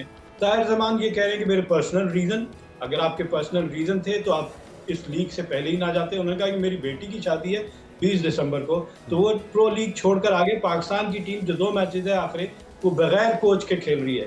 तो कहीं दुनिया में कहीं ऐसा तो हमाद भाई, ये जो 2 चीज़ें आपने बताई हैं, इससे तो पूरी कहानी, पूरा किस्सा खुलकर सामने आ चुका है। इस तरह की सीरियसनेस के साथ हम ऐसा ही परफॉर्म करेंगे। एक तो गवर्नमेंट ऑफ पाकिस्तान पहले भेजने के लिए तैयार नहीं थी और एन वक्त पे फैसला हुआ कि जी उन्हें 30-35 करोड़ रुपया दे के वहाँ पर भेज दिया गया, लेकिन पूरा साल उनके साथ जो सलूक हुआ या जो उनकी तैयारी थी या उनकी अपनी एक एफर्ट उसमें थी, वो कहीं दिखाई नहीं देती। फिर कोच का एक शादी को तरजीह देना, चाहे जितने करीबी रिश्तेदार की हो, तो वो वापस आ जाना बीच इवेंट के अंदर, तो ये किसी इवेंट पे भेज देना, इससे तो बेहतर था कि उन्हें ना भेजा जाता, क्योंकि उनकी कोई तैयारी नहीं थी, वो ना मेंटली तौर पे ना फिजिकली तैयार थे। बिल्कुल ऐसे ही है। देखें, आप कोच के बगैर कैसे, अगर बाहर बैठा कोच गेम के दौरान नहीं गाइड करेगा, गेम को एसेस नहीं कर रहा होगा, तो कैसे टीम आगे प्रोग्रेस करेगी। कोच बड़ा इंटीग्रल पार्ट होता है कि इस फील्ड स्पोर्ट्स में, कि वो बाहर से बैठ के जज कर रहा होता है और फिर मूव को एसेस करके बता रहा था कि ये वीकर लिंक है, ये स्ट्रॉन्ग, यहाँ से आप मूव को कर सकते हैं। लेकिन जब कोच ही नहीं है तो खिलाड़ी अंदर अपनी मर्जी से खेल रहे हैं और फिर रिफ्लेक्शन नजर आए। लेकिन मैं फिर भी कहूंगा, चले कोई बात नहीं, कल का जो मैच जो पाकिस्तान 5-1 से हारा है, उसमें अगर देखा जाए तो हमारा डिफेंस कमजोर नजर आया कि हमने 6 पेनल्टी कॉर्नर दिए उनको, और 6 पेनल्टी कॉर्नर में से वो 2 गोल उन्होंने किए, फिर उसके अलावा 3 फील्ड गोल भी किए उन्होंने। गोल कीपिंग और उसके साथ साथ हमारा डिफेंस हमें कमजोर नजर आ रहा है, इसके ऊपर काम करने की जरूरत है। हॉकी में हमेशा मैं कहूंगा कि स्किल्स तो है, स्टिक वर्क तो मैटर करता है, और पोजीशन ऑफ बॉल कितना आपके पास रहा, लेकिन वो जो फिनिशिंग टच है ना, जब आप 25 गज की जो लाइन उसको क्रॉस करते हैं अपने ओपोनेंट को, और जब आप गोल करने की पोजीशन में आ जाते हैं, डी के अंदर दाखिल होते हैं, तो वहां जो वो कन्वर्जन है ना, वो बहुत इंपॉर्टेंट है। मैं इसीलिए हसन सरदार को मिल गया कि वो इतनी अच्छी जगह अपने आप को पोजीशन करते थे गोल के सामने, कि और डिफ्लेक्शन, किसी भी एंगल से बॉल आ रही है तो वो डिफ्लेक्ट करते थे, गोल पोस्ट के अंदर जाती थी। तो ये नेचुरली स्किल तो होते ही हैं, लेकिन हार्ड वर्क इसके लिए भी चाहिए होता है, एफर्ट भी है, और उसके लिए एक नीयत भी दिखाई देनी चाहिए वजारत खेल की, स्पोर्ट्स बोर्ड की। लेकिन हमें इसके अंदर ना तो खेल, ना ही खिलाड़ी, ना ही वजारत, किसी का कोई इंटरेस्ट दिखाई नहीं दे रहा। फिर या तो नेशनल स्पोर्ट्स को बदल दीजिए, कौमी खेल को बदल दीजिए, और अगर यही नेशनल स्पोर्ट रहना है, कौमी खेल रहना है, तो फिर इसकी सूरत हाल, इसकी मुस्तकबिल पे थोड़ी तवज्जो देनी चाहिए। बहुत शुक्रिया, हमारे सिद्दीकी साहब हमारे साथ मौजूद थे। नाज़रीन, आगे बढ़ते हुए कुछ बात कर लेते हैं कि जिसका हर दूसरे पाकिस्तानी को इस वक्त सामना है। हम बात करें सुपर फ्लू की। जी हाँ, सुपर फ्लू जो कि तेज़ी से फैलने का इंकशाफ हो रहा है, तिब्बी हलकों में शदीद तशवीश पैदा हो रही है। मुल्क भर में किए गए नमूनों में तकरीबन 20% अफराद ये वायरस अपने अंदर लिए हुए हैं, जिससे खसूसन बुजुर्ग, शहरी, बच्चे सबसे ज़्यादा मुतासर हो रहे हैं। तो माहिरीन ने खबर कर दिया है कि अगर एहतियाती इकदाम में सुस्ती बरती या बर वक्त वैक्सीनेशन ना की गई तो ये सूरत हाल मजीद संगीन हो सकती है, बहरान का बन सकती है। एक और वैक्सीनेशन होगी कोविड की तरह? नहीं, इसकी भी इन्फ्लुएंजा मेरे ख्याल में इसकी वैक्सीन है, जो कि पहले से भी लगती है। लेकिन डॉक्टर साहब से जानते हैं, डॉक्टर साहब हमारे साथ मौजूद हैं, डॉक्टर राना जवाद असगर, माहिर वबाई अमराज। वेलकम टू शो कहेंगे डॉक्टर जवाद साहब आपको। डॉक्टर साहब, आप ही बताइएगा, हमारी रहनुमाई कीजिएगा, जिसका जुनैद भी जानना चाह रहे हैं कि कोई अलग से वैक्सीन इसकी आ गई है जो कि हमें लगवानी पड़ेगी, या इन्फ्लुएंजा नामी एक वैक्सीन पहले भी लगती थी फ्लू के लिए, वही कारगर साबित होगी, वही लगवा लेनी चाहिए? जी अस्सलाम वालेकुम, बहुत शुक्रिया। ये वही वैक्सीन है जो जिसे हम भी वैक्सीन कहते हैं, और ये हर साल लोग लगवाते हैं, और उसमें लेकिन वैक्सीन तो ये वही पुरानी है, लेकिन हर साल इसकी जो माहियत है उसको बदला जाता है बेस्ड ऑन जो वायरसेस फैल रहे होते हैं पिछले महीनों में या पिछले साल के अंदर, क्योंकि इन्फ्लुएंजा वायरस चेंज बहुत तेजी के साथ होता है। तो अगर कोई 4 साल पुरानी वैक्सीन है तो वो आज उसको अमल नहीं करेगा। इस वजह से हर साल ये वैक्सीन रिकमेंड की जाती है, और ये वैक्सीन रिकमेंड किन को की जाती है? ये 65 साल से बड़ी उम्र के बुजुर्गों को रिकमेंड की जाती है, ऐसे लोगों को रिकमेंड की जाती है जिनकी जो इम्यून सिस्टम है वो किसी भी वजह से कमज़ोर हो, कोई दायमी बीमारी हो उनको, तो उन लोगों को रिकमेंड किया जाता है। तो ये ख़ास लोग हैं, तो पूरी पब्लिक को ये रिकमेंड एटलीस्ट पाकिस्तान में नहीं किया जाता, बाज़ ममालिक के अंदर इसको किया जाता है। अच्छा डॉक्टर साहब, एक तो ये कि ये सुपर फ्लू है क्या, इसकी आम फ्लू से क्या चीज़ तब्दील है, चेंज है, और इसकी अलामात क्या होंगी, और ये फिर पाकिस्तान में इस साल कहाँ से आया, कैसे पहुँच गया? ये फ्लू जो है, ये इन्फ्लुएंजा जो वायरस है या फ्लू वायरस है, ये पूरी हर साल पूरी दुनिया में फैलता है, और ये एक साइकिल चलना होता है, एक्सेप्ट उन 2 सालों के जब हमारे कोविड की पैंडेमिक चल रही थी, तो हम लोग एक दूसरे से दूर थे, प्रिकॉशंस कर रहे थे, मास्क पहन रहे थे, तो उन 2 सालों के अंदर ये इसके जो केसेस थे वो मिनिमल हो गए थे तारीख में पहली दफ़ा। तो ये लोगों के मिलने जुलने के साथ ये फैलता है। इस दफ़ा क्यों ये इसको सुपर फ्लू कह रहे हैं, उसकी वजह यह है कि इसका जो इस साल का वायरस है, जो प्रीडोमिनेंट वायरस है, उसके अंदर कुछ चेंजेस आई हैं, जिसके अंदर उसकी माहियत थोड़ी सी बदली है, और जो हमारी पिछले सालों की इम्यूनिटी होती थी इस वायरस या मिलते जुलते वायरसों के साथ हमारे जिस्म में वो डेवलप होती थी, वो इस दफ़ा उतनी काम नहीं कर रही। तो इस वजह ठीक है। से ज़्यादा लोगों को ज़्यादा जल्दी ये फ्लू हो रहा है। गो कि इसके मोहलक होने का अभी हमें ये इल्म नहीं है कि ये ज़्यादा मोहलक है या नहीं। ठीक है। अच्छा डॉक्टर साहब, ये तो आपने बता दिया कि अभी इसके मोहलिक होने के बारे में कुछ कहा नहीं जा सकता, लेकिन अगर ये बार बार हो रहा है सुपर फ्लू आपको, या हो गया है और आपकी जान नहीं छूट रही, तो उससे आपकी बॉडी के अंदर क्या क्या तब्दीलियां रूनुमा होंगी, या क्या क्या आपके ऊपर आपको प्रॉब्लम्स कौन कौन से फेस करने पड़ सकते हैं? जी, एक तो ये वाला जो इस दफ़ा वाला फ्लू है, जिसे सुपर फ्लू भी कह रहे हैं, ये एक H3N2 इन्फ्लुएंजा वायरस होता है। उसकी आगे से एक नई ब्रांच आई है, सबक्लेड के जिसे कह रहे हैं। अब इसके अंदर ये ज़्यादा शिद्दत से लोगों को हो रहा है, और आपने नोट किया होगा कि जिन लोगों को होता है वो हफ्ता 2 हफ्ते काफ़ी ज़्यादा इस तकलीफ में रहते हैं, उनके नाक बंद हैं, गले बंद हैं, और जो भी उनको कंजेस्टेड फीलिंग है। सो इसकी ड्यूरेशन इस दफ़ा जो एक्सपीरियंस कर रहे हैं लोग वो लंबी है, और इसकी वजह से अलामात तो वही हैं, जिस्म में एकदम आप में कमज़ोरी आ जाती है, बुखार तेज़ हो जाता है, गले में खांसी है, नाक का बहना है, वो जो आम फ्लू की अलामात होती हैं वही इसके अंदर है। लेकिन इसकी ड्यूरेशन जो अभी तक लोग रिपोर्ट कर रहे हैं हफ्ते से 2 हफ्ते तक है। अच्छा डॉक्टर साहब, इसका तरीका इलाज क्या हो सकता है? एक तो घरेलू रेमेडीज़ वो भी ज़रूर बताएगा। हम कहवे बड़े देख रहे हैं, मैंने खुद भी अभी ये फ्लू की सूरत हाल में उसी कहवे को इस्तेमाल किया जिसमें अदरक है, लौंग है, इलायची है, दालचीनी वगैरह। इसका इस्तेमाल कितना मुफीद हो सकता है, और मेडिसिन क्या होनी चाहिए? वो ख़ास एंटीबायोटिक है या फिर ना इस्तेमाल की जाए? क्योंकि फ़्लू में उमूमी तौर पे कहा जाता है कि फ़्लू जम जाता है, इसलिए एंटीबायोटिक का इस्तेमाल ना हो। आप क्या कहेंगे? जी, वो हम डॉक्टरों के अंदर इसके बारे में एक लतीफ़ा है कि अगर आप फ्लू का इलाज करेंगे तो 7 दिनों में ठीक हो जाएगा, अगर नहीं इलाज करेंगे तो 1 हफ्ता इससे लगेगा। तो एंटीबायोटिक, क्योंकि ये वायरस से होता है, एंटीबायोटिक्स बैक्टीरिया के लिए होते हैं, तो क्योंकि ये वायरस है तो एंटीबायोटिक कोई भी इस पे अमल नहीं करेगी। एंटीवायरल मेडिसिन मौजूद होती हैं, लेकिन उनको आम केसेस में दिया नहीं जाता। बड़े अगर प्रॉब्लम हो, उस बंदे की इम्यून सिस्टम बहुत कमज़ोर है, तो बड़ी रेयर केसेस के अंदर जो एंटीवायरल है वो प्रिस्क्राइब की जाती है। इसके अंदर जो आपने ये देसी टोटके बताए हैं, ये हम सारे लोग इस्तेमाल करते हैं, और अदरक है, लहसुन है, इनको कहवे के अंदर डाल लिया, या काली मिर्च है, तो ये सारी इनका नुकसान कोई नहीं है। और गर्म पानी या गर्म फ्लूइड्स पिएंगे तो आपके गले को थोड़ा सा खुलेगा, कंजेशन आपकी दूर हो जाएगी। एक चीज अच्छा डॉक्टर साहब, अगर हम थोड़ा सा उसके लिए स्टीम जरूर लीजिए। ठीक हो गया। डॉक्टर साहब, अगर हम ये कहें कि मौसमियाती तब्दीलियां हैं, उसी रफ्तार से बीमारियां भी बढ़ती चली जा रही हैं, बल्कि नई नई बीमारियां आ रही हैं, सुपर फ्लू इस बार हम सुन रहे हैं कि ये सुपर फ्लू भी आ चुका है, तो क्या मौसमियाती तब्दीलियों की वजह से बीमारियां बढ़ती चली जा रही हैं? इसको लिंक किया जा सकता है एक दूसरे से? जी हाँ, बिल्कुल यकीनी तौर पे। देखिए, ये जो वायरस है, इसके लिए पनपने के लिए इसको सर्दी चाहिए, और नमी, हवा में नमी का तनासब बहुत कम चाहिए, जो आजकल हमारे है। सर्दी भी है, और खुश्क सर्दी जिसे कहते हैं वो चल रही है, और बारिश काफ़ी अरसे से नहीं हुई। तो ये जो वायरस है, इसकी अफजाइश के लिए ये बेस्ट मौका है, और इसको इस वजह से मिला है। दूसरा, अगर आपके पोल्यूशंस वगैरह हैं, या जिस तरह हमारे स्मॉग वगैरह है, वो भी आपके आपको वनरेबल करता है, या आपको उसके लिए आप ज़्यादा इजी प्रे बन जाते हैं, या शिकार आप बन जाते हैं वायरसेस का, क्योंकि आपके अपने बॉडी डिफेंसेस कम होते हैं, और उनके लिए एक अच्छा माहौल होता है। बहुत पोल्यूशन और मौसम जो क्लाइमेट है वो इसके लिए बड़ी ममदो साबित होती है। Thank you so much. शुक्रिया। डॉक्टर जवाद असगर साहब हमारे साथ मौजूद थे, माहिर वबाई अमराज। इस वक्त क्योंकि फ़िज़ा के अंदर पोल्यूटेंट्स भी बहुत ज़्यादा हैं, बारिशें नहीं हो रही हैं, खुश्क सर्दी का सामना हमें करना पड़ रहा है, इसलिए इस तरह की बीमारियां भी जन्म ले रही हैं, जो कि आजकल हमें नज़र आ रही है। सुपर फ्लू की सूरत में तो अपने बुजुर्गों को, या उन बच्चों को जो बहुत ज़्यादा फ्लू का शिकार हो जाते हैं, उनको अगर आप अपने वैक्सीन लगवा लें तो ज़्यादा बेहतर रहेगा।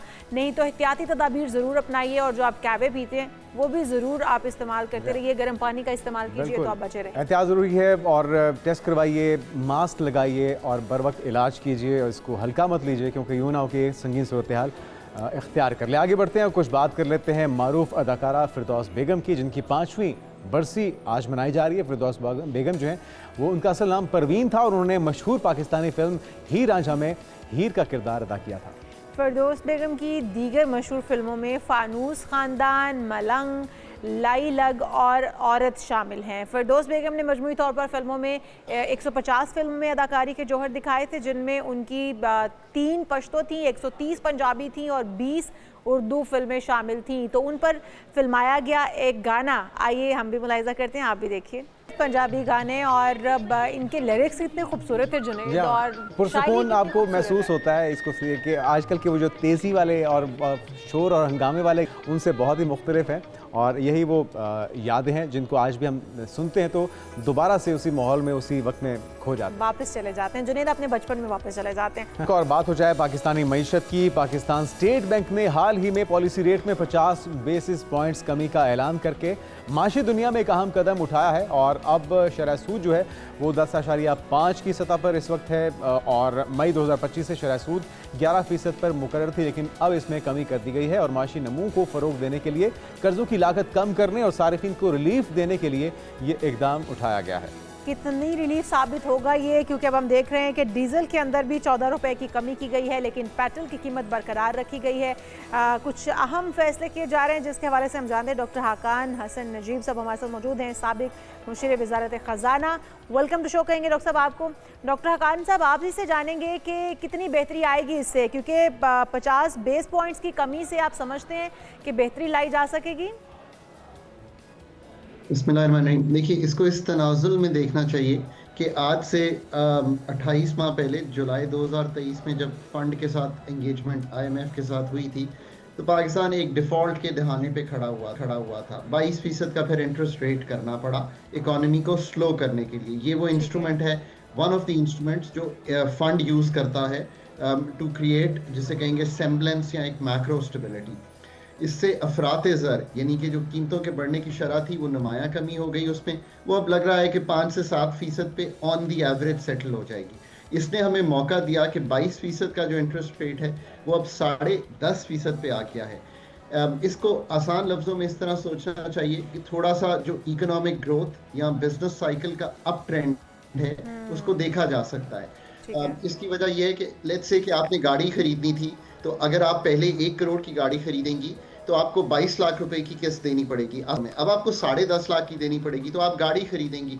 जब आप गाड़ी खरीदेंगी तो गाड़ियों का जो कारोबार है वो मैन्युफैक्चरिंग चलेगी, उससे नौकरियां निकलेंगी। This is the easiest way to think about it. इसी तरह अगर मैंने कोई नया कारोबार करना है पाकिस्तान में, let's say I want to develop a new pharmaceutical factory and I need 10 crore rupees. अगर मैं पहले 10 करोड़ रुपीस बोरो कर रहा था तो सोचें कि उस पर मुझे 2 करोड़ 20 लाख रुपया सालाना बैंकों को वापस करना था। अब अगर मुझे वो आधा हो गया और 1 करोड़ वापस करना है, तो मैं समझूंगा मेरा मार्जिन ऑफ डूइंग बिजनेस बेहतर हो गया, सो मैं थोड़ा सा बिजनेस करूंगा। सो ये एक कॉन्फिडेंस इकोनॉमी में देता है। पर इसके साथ साथ इसको प्रूडेंटली इसलिए करना है कि जो अफराते ज़र है वो इतनी ना हो जाए, डिमांड इतनी ना क्रिएट हो जाए, और जो सप्लाई साइड है यानी कि जो हमारी पैदावारी सलाहियत है या पैदावार है मुल्क की, वो उसको कैचअप ना करे और गुड्स एंड सर्विसेज की कीमत बहुत बढ़ जाए। ये भी नहीं हमने करना। प्लस इतना इंटरेस्ट रुपए में रखना है कि मैं रुपए में सेविंग्स भी करता रहूं, डॉलराइजेशन ना हो, ताकि बहुत ज़्यादा रुपया जो है वो कमज़ोर ना हो। इन सब चीज़ों को देखते हुए ये एक प्रूडेंट वे है। और जब भी आप IMF के प्रोग्राम में होते हैं, IMF की इंगेजमेंट में होते हैं, ये भी याद रखिए कि ये सारे फैसले, one has to be very honest with the nation, IMF के जो ओवरऑल एंगेजमेंट है उसके परव्यू में ही किए जाते हैं। ये है एक ओवरऑल तनाजुल जो मैंने आपको। अच्छा, बिल्कुल सही है। आपके ख्याल में ये इस वक्त आवाम के हक में है, लेकिन इससे क्या आम सारे कारोबारी अफराद और सरमायाकार भी फ़ायदा उठा पाएंगे? और ये जो इक़दाम है पाकिस्तान की मईशत को किस समत में ले जाएगा? और वो जो हम सिंगल डिजिट की तवक्को काफ़ी अरसे से लगाए बैठे हैं, वो कब तक आप मुमकिन होता देख रहे हैं?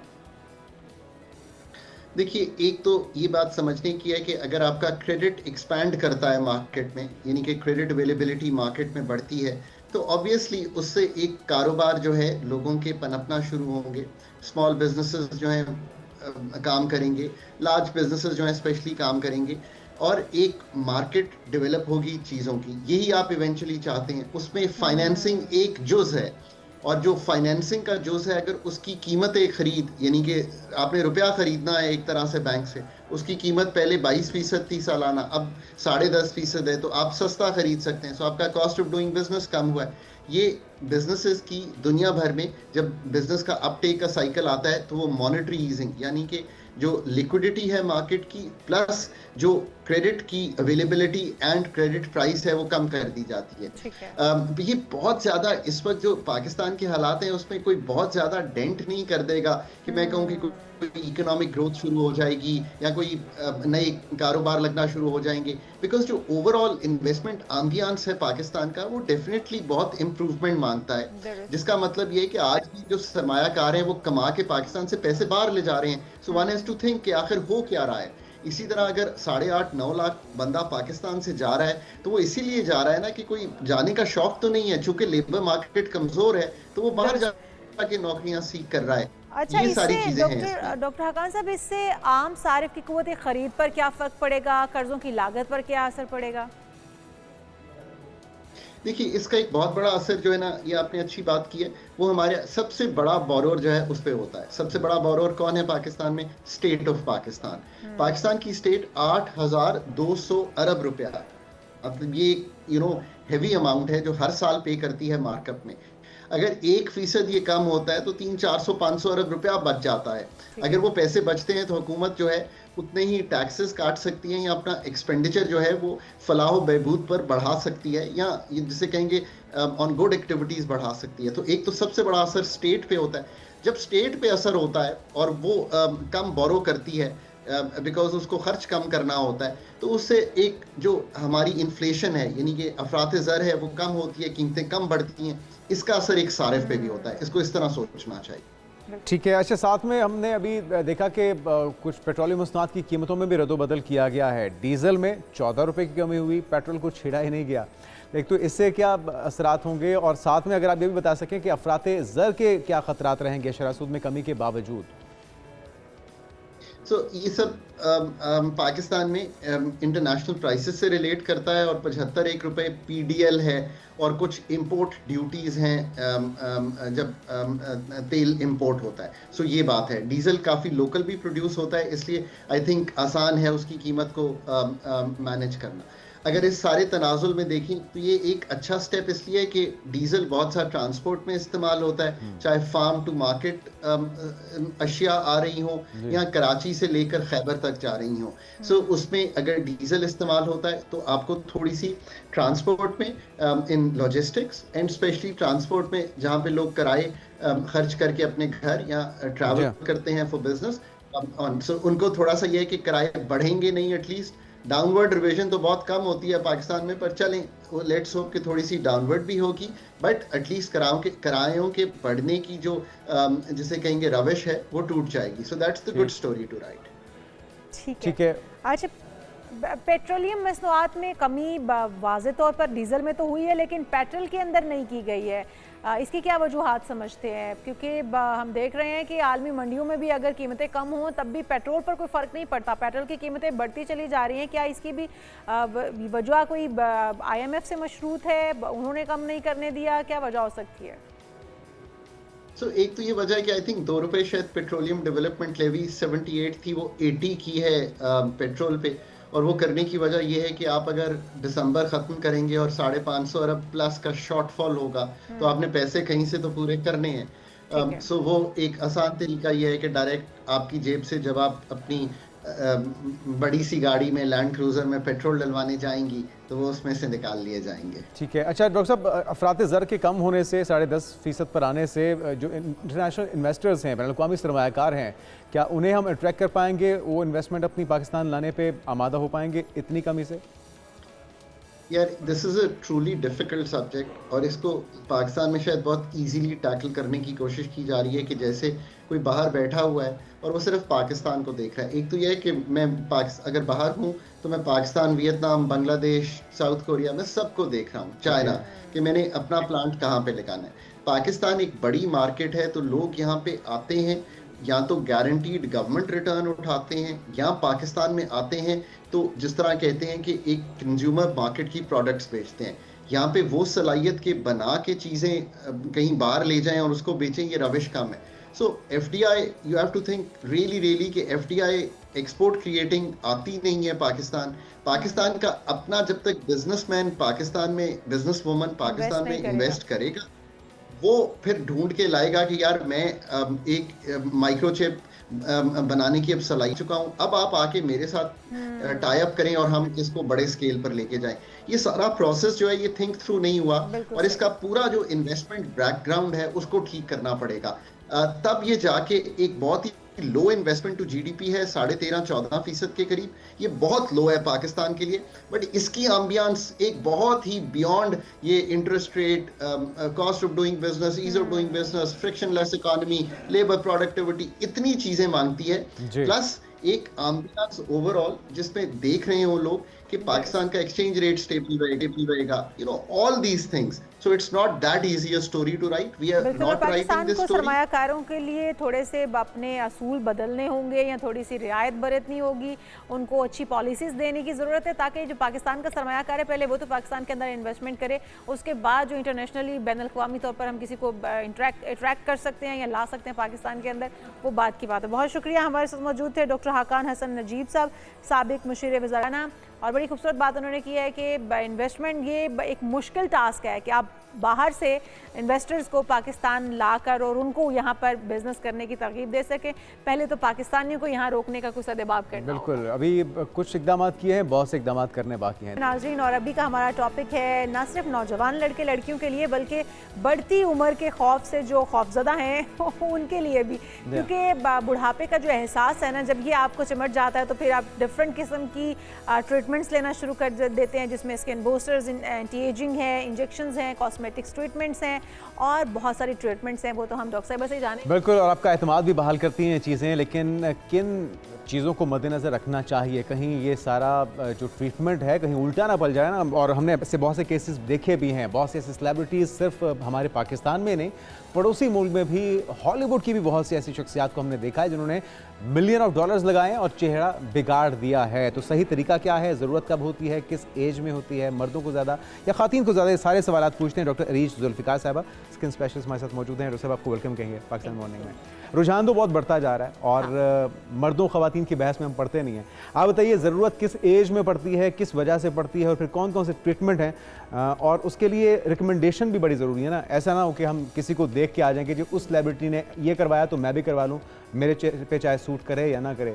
तो क्या देखना चाहिए? सबसे पहले तो हम एज की बात करेंगे कि जिस तरह जिन लोगों की ड्राई स्किन होती है उनको जल्दी ज़रूरत पड़ती है एंटी एजिंग के ट्रीटमेंट्स की। जिनकी ऑयली स्किन होती है वो थोड़े से इस मामले में, एक्नी वाले मामलात उनको रहते हैं, लेकिन इस मामले में वो ब्लेस्ड होते हैं कि उनकी एजिंग ज़रा स्लो होती है, झुर्रियाँ ज़रा देर से आएंगी। और यूजुअली आपने, अगर आप चाहते हैं कि अब थोड़ा सा स्लो डाउन करना शुरू कर दें, तो आपके जो आपके 30s में जैसे आप एंटर होते हैं तो आपको चाहिए कि अब आप ध्यान देना शुरू कर दें, क्योंकि वहाँ तक मामलात ऐसे होते हैं कि जिनको आप बहुत मिनिमल चीज़ों के साथ आप चीज़ों को लेकर अगर चलना शुरू करते हैं तो बहुत मेजर प्रोसीजर्स पे आपको आते आते बहुत देर लग जाती है। आपको एक और चीज़ समझने की ज़रूरत ये है कि देखें, जो एजिंग है उसको हम रोक नहीं सकते, we can not stop it at any cost. आप फेस लिफ्ट भी करवा लें, सर्जरी भी करवा, यस, हम सिर्फ उसको स्लो डाउन कर सकते हैं। लेकिन अगर स्लो डाउन का ख्याल आपको 50 साल की उम्र में जाके आ रहा है तो हम क्या स्लो डाउन कर लेंगे उसे, ठीक है। तो आपको अगर चाहते हैं कि आपको ज़्यादा कॉम्प्लिकेटेड चीज़ों की तरफ ना जाना पड़े तो आप अपनी अर्ली टाइम पे ही इन चीज़ों का ध्यान रखें, ठीक है। बच्चियाँ ख़ास तौर पे या बच्चे वो जिनको ज़ाहिर है कि हम ये कहते हैं कि आप जल्दी इन मामलात में ना आए, सन ब्लॉक और हाइड्रेशन, ये दो ऐसी चीज़ें हैं जो आपके एजिंग के प्रोसेस को बहुत हद तक स्लो डाउन कर देती हैं। तो आप जैसे टीनेजर्स में आते हैं तो आप ये मेक श्योर करें कि आपकी बच्चियां और बच्चे ये दो चीज़ों का ख्याल करें। लेकिन वो जो 7 स्टेप और 12 स्टेप और ये 15 स्टेप की स्किन केयर बच्चियों ने बहुत जल्दी शुरू कर दी है, इन चीज़ों से फ़िलहाल मेरे ख्याल में अभी दूर ही रहना चाहिए, क्योंकि हर चीज़ हर एक के लिए नहीं होती है। उसमें बहुत सारी बच्चियां बहुत अर्ली एज में रेटिनॉल्स शुरू कर देती हैं जो कि डेफिनेटली आपके स्किन बैरियर्स को ख़राब करते हैं। आपने स्किन का barrier in any case maintain करना होता है। आपको एजिंग तब होती है जब आपके कोलेजन की डिप्लीशन स्टार्ट हो जाती है। तो मेन चीज़ आपकी यही है कि अगर आपकी स्किन हाइड्रेट होगी और कोलेजन की प्रोडक्शन अच्छी होगी तो आपकी स्किन डेफिनेटली यंग नज़र आएगी। अच्छा डॉक्टर अरीज, हम देखते हैं कि बहुत सारी सेलिब्रिटीज़ इनटेक भी कुछ करती हैं मेडिसिन का जो कि आपको यंग रखती हैं। शिफाली जेवाल है शायद नाम उनका, जो कि पिछले कुछ ही टाइम पहले उनकी डेथ भी हो गई थी, जिसका बताया जा रहा था कि वो यंग रहने के लिए इंजेक्टेबल कुछ ले रही थी। यंग तो वो नो डाउट बहुत थी, 50s में जाकर भी वो इतनी यंग नज़र आ रही थी कि जैसे वो अभी भी कोई 16-17 साल की लड़की हैं। इंजेक्टेबल मेडिसिन के ऊपर जाना चाहिए या फिर जो खाने वाली ऑरल है या फिर लगाने वाली या स्किन के ऊपर अप्लाई करने वाली चीज़ों पर रहना चाहिए, और उसकी भी क्या सही एज होती है और क्या ये इनके साइड इफ़ेक्ट्स भी हैं? देखिए डेफिनेटली जो टॉपिकल है उसके साइड इफ़ेक्ट कम होंगे। आप इंजेक्टेबल्स की तरफ आते हैं और जब ख़ास तौर पे आप सेल्फ एडमिनिस्ट्रेशन की तरफ आते हैं, जिनकी आप बात कर रही हैं उनका इशू भी यही था कि वो घर पे उन्होंने लगाया था। देखिए होता ये है कि लोग पैसे बचाने के लिए और इस तरह के काम ये शुरू कर देते हैं कि जी हम घर पे ही लगाना शुरू कर दें, तो आप डोज मेंटेन नहीं कर रहे होते। बाज़ दफ़ा इन चीज़ों की टाइमिंग्स बहुत इंपॉर्टेंट होती हैं कि आपने कितने ड्यूरेशन कितने स्पैन पे लगाना है, उसकी डोज मैक्सिमम क्या हो सकती है, क्योंकि आपने एक दफ़ा शायद लगाया और आपको साइड इफ़ेक्ट नहीं आया तो आपको लगता है शायद मुझे कभी भी साइड इफ़ेक्ट नहीं आएगा, लेकिन आपने बाज़ दफ़ा कोई ऐसी चीज़ ली होती है, क्योंकि यूजुअली आपको पता है कि वहाँ के एक्टर एक्ट्रेसेस में इश्यूज होते हैं कि कोई ड्रग इंटरेक्शंस हो जाती हैं, कोई चीज़ उन्होंने पहले ली हुई है या कोई मेडिसिन ली हुई है उसके साथ उसका इंटरेक्शन हो गया। तो पर्टिकुलरली अगर आप बात करते हैं कि जिस तरह नैड होगी जो आपकी एंटी एजिंग में आती है या आपकी ग्लूटाथियोन के जो इंजेक्शंस है वो इंस्टेंट तो डेफिनेटली कोई डेथ कॉज नहीं करते। पर्सन टू पर्सन या पेशेंट टू पेशेंट वेरी भी करता है इनका ट्रीटमेंट या इनके रिजल्ट्स? डेफिनेटली बिल्कुल बिल्कुल बिल्कुल, यानी कि इट्स नॉट लाइक कि मैं ये कहूँ कि मेरे लिए भी वही है और आपके लिए भी वही है और आपके लिए भी वही। डिफरेंट हो सकता है, बिल्कुल आपका प्लान डिफरेंट होगा, ठीक है, क्योंकि आपकी स्किन टाइप डिफरेंट है, आपकी एज डिफरेंट है, जेंडर का फ़र्क है, आपकी रूटीन्स का फ़र्क है, ये सारी चीज़ें मैटर करती हैं और ये डॉक्टर बेहतर जानता है। एग्जैक्टली आप घर में जो कर सकते हैं वो वही मैंने आपको बताया कि आप अच्छे से हाइड्रेट रखें और इसके अलावा आप सन ब्लॉक। अच्छा, आपने हाइड्रेट की बात की है, ये ट्रीटमेंट्स तो यकीनी तौर पे किसी ना किसी एज में आपको ज़रूरत पड़ती होगी, लेकिन वो जो आप बात कर रही हैं कि 50 के बाद आपने सोचा तो क्या फ़ायदा, उसका तो डैमेज हो चुका होगा, तो ऐसा कोई लाइफस्टाइल भी बताइए ना हमारे नाज़रीन को जिसमें आप मैक्सिमम इस एंटी एजिंग जो प्रोसेस है उसकी ज़रूरत आपको बहुत देर से पड़े, वो क्या रूटीन हो सकती है? अच्छा। हाइड्रेट किस तरह से रखा जाए, स्किन केयर क्या होनी चाहिए, नॉर्मल जितने हमारे टीनेजर्स हैं बच्चे बच्चियाँ उनको भी किन चीज़ों को ख्याल रखना चाहिए? बहुत ओवर एक्सफोलिएशन नहीं करनी है, ठीक है, बहुत ज़्यादा स्क्रबिंग बच्चे करना शुरू कर देते हैं, वो आपने बहुत ज़्यादा नहीं करनी, वीकली अगर आपने एक दफ़ा कर लिया दैट इज़ इनफ। और दूसरा, आप जो चीज़ आप कह लें किसी को रिएक्ट नहीं करती हैं 100% सेफ है, दैट इज़ हाइलुरोनिक एसिड, ठीक है। अच्छा। वो सीरम आप लगा सकते हैं लेकिन वो आपने डैम्प स्किन पे लगाना है, ड्राई स्किन पे आप बेशक 10 बोतलें लगा लें उसका कोई फ़ायदा नहीं। और ये दोनों ऑयली स्किन ड्राई स्किन दोनों के लिए अगर आपकी स्किन ड्राई है तो फिर साथ आप मॉइस्चराइज़र भी कंबाइन कर सकते हैं उसके। अगर आपकी ऑयली स्किन है सिर्फ अकेला हाइलुरोनिक एसिड काफ़ी है, लेकिन अगर आपको ये लग रहा है कि ऑयली है और आपको मॉइस्चराइज़ करने की ज़रूरत नहीं है, ये रॉन्ग, आपको वाटर बेस्ड मॉइस्चराइज़र की ज़रूरत है, ठीक है। वो जो आपकी स्किन पे ऑयल आ रहा है वो आपकी बेसिकली स्पेशियस ग्लैंड से ऑयल आ रहा है, ठीक है, आपकी स्किन मॉइस्चराइज नहीं हो रही है, that is completely a different thing. लेकिन अब उसके बाद अगर हम कहते हैं कि जब आपने प्रोसीजर्स पे आना है तो पहला कौन सा ऐसा प्रोसीजर है जिस पे आप आ सकते हैं सेफली, तो वो PRP है। PRP, यस, क्योंकि वो आपके अपना प्लाज्मा, स्किन की भी, यस, स्किन के लिए, क्योंकि आपका अपना प्लाज्मा है, ठीक है। तो हम सारा काम क्या होता है कि अल्टीमेटली हम कुछ भी कर रहे होते हैं इनिशियली कि हमारा होता है चाहे कोलेजन आपका बनता रहे, कोलेजन बनेगा, एजिंग स्लो होगी, आपको आर्टिफिशियल ट्रीटमेंट्स की तरफ यानी कि फिलर्स हो गए, बोटॉक्स हो गए, इनकी तरफ बहुत देर से आना पड़ेगा।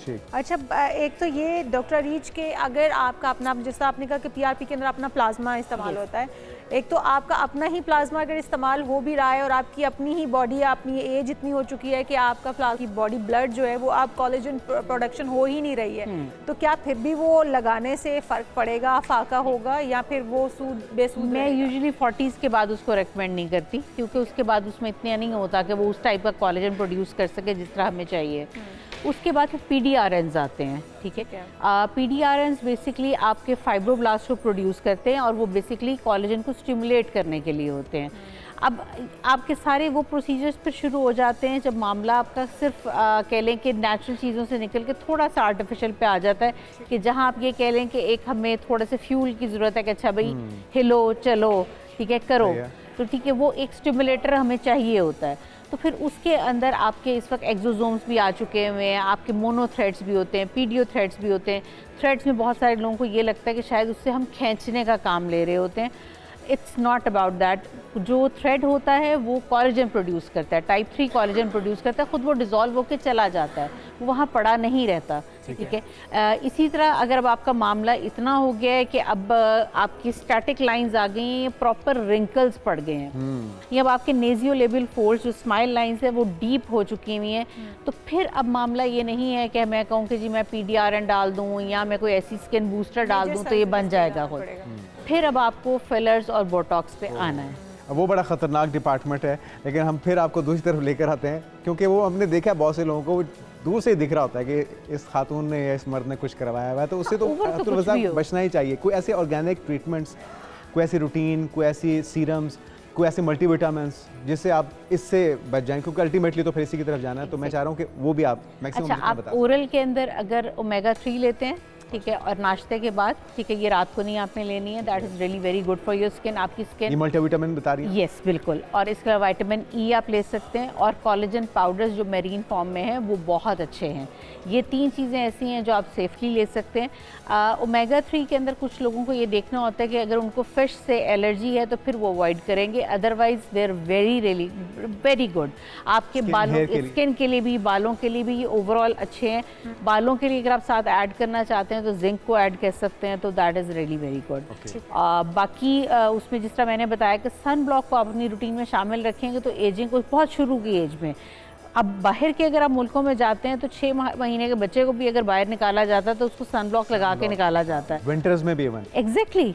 हम पाकिस्तान में सोचते हैं कि अच्छा जब अब हमें होश आई है कि जी हमारा चेहरा कोई देखता है तब अब हमने सन ब्लॉक लगाना है। यहाँ कहीं टैनिंग हो गई, यहाँ कोई मसला हो गया, पिगमेंटेशन आ गई, तो हम सन ब्लॉक लगाना शुरू करते हैं। लेकिन सन ब्लॉक आपको बहुत अर्ली एज में अपने बच्चियों और बच्चों को, चाहे वो 6-7 साल के क्यों नहीं है, स्कूल जा रहे हैं, बाहर निकलें, उनकी आदत बना दें, वो आके बहुत सारी चीज़ों से बच जाएंगे। अच्छा, अब डॉक्टर ये भी बताएगा कि हमारी बहुत सारी अदाकाराएँ ऐसी हैं जिन्होंने मुख्तलिफ़ किस्म की ट्रीटमेंट्स करवाई हैं, जिसमें निमल खावर हैं, महविश हयात, हानिया आमिर हैं, फिर कोमल मीर हैं, नादिया खान हैं, नादिया यासिर हैं, फ़िज़ा हैं, इन सब ने अपनी बहुत सारी ट्रीटमेंट्स करवाई। तो निमल हावर के ऊपर अगर आ जाएं हम, तो उन्होंने नोज़ की सर्जरी कहते हैं कि करवाई है।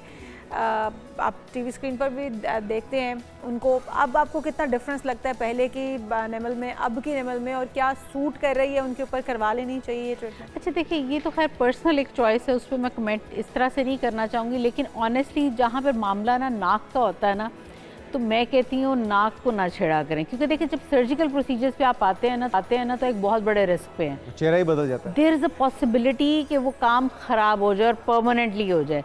और बहुत सारे लोग ऐसे होते हैं जब नाक उनकी ख़राब सर्जिकली होगी तो वो फिर ठीक नहीं हो पाती है। अच्छा। तो if you are going under knife तो फिर ये सोचें कि देयर इज़ अ 50-50 रेशो।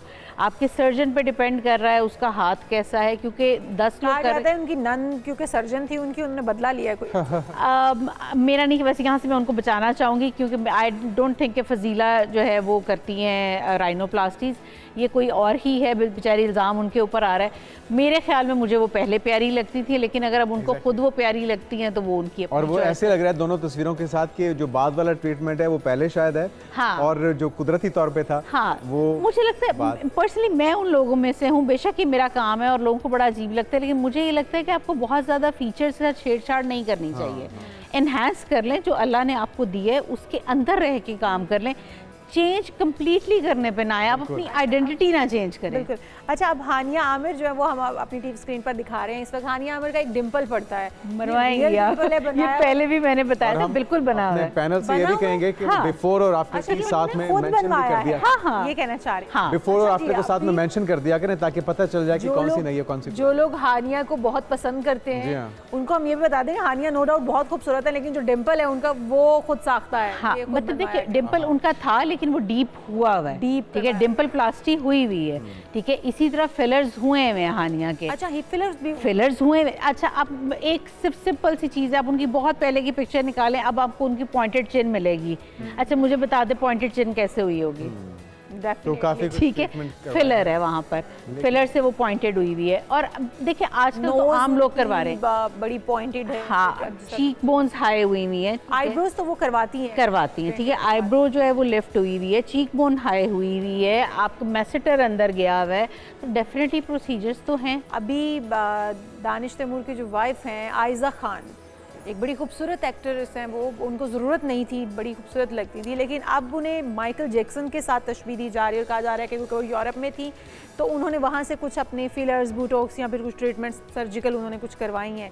तो आपने अब की आयजा और पहले की आयजा को देखा होगा, मैंने बिल्कुल देखा है। अच्छा, आप ये देखें, अगर वहाँ पर मेजर एक डिफरेंस देखें कि बकल जो फैट है वो निकाला गया है, निकल चुका है, ठीक है। अब जब वो निकला है तो ये चीज़ ऊपर हो गई है और ये जॉ लाइन ऑलमोस्ट आपकी थोड़ी मैस्कुलन में आ गई है। अच्छा, जब आप फीमेल का हम काम करते हैं और मेल का करते हैं तो there is a major difference कि फीमेल में आपकी जॉ लाइन को थोड़ा सॉफ्ट रखा जाता है, ठीक है। आप ब्रॉड या प्रोमिनेंट जो है मेल की जॉ लाइन को करते हैं, ओके, ठीक है। There is a major difference. अब होता ही भी इतनी ज़्यादा प्रोमिनेंट होगी तो अच्छी नहीं लगेगी वो भी, लेकिन स्टिल लाइक उसमें आप ये कहते हैं एक मेजर डिफरेंस यही होता है कि मेल में आप जा सकते हैं, ठीक है, लेकिन आप फीमेल में बहुत ओवर लाइक ब्रॉड पे जाएंगे तो वो उसका, अब माइकल जैक्सन से ही क्यों मिलाया जा रहा है?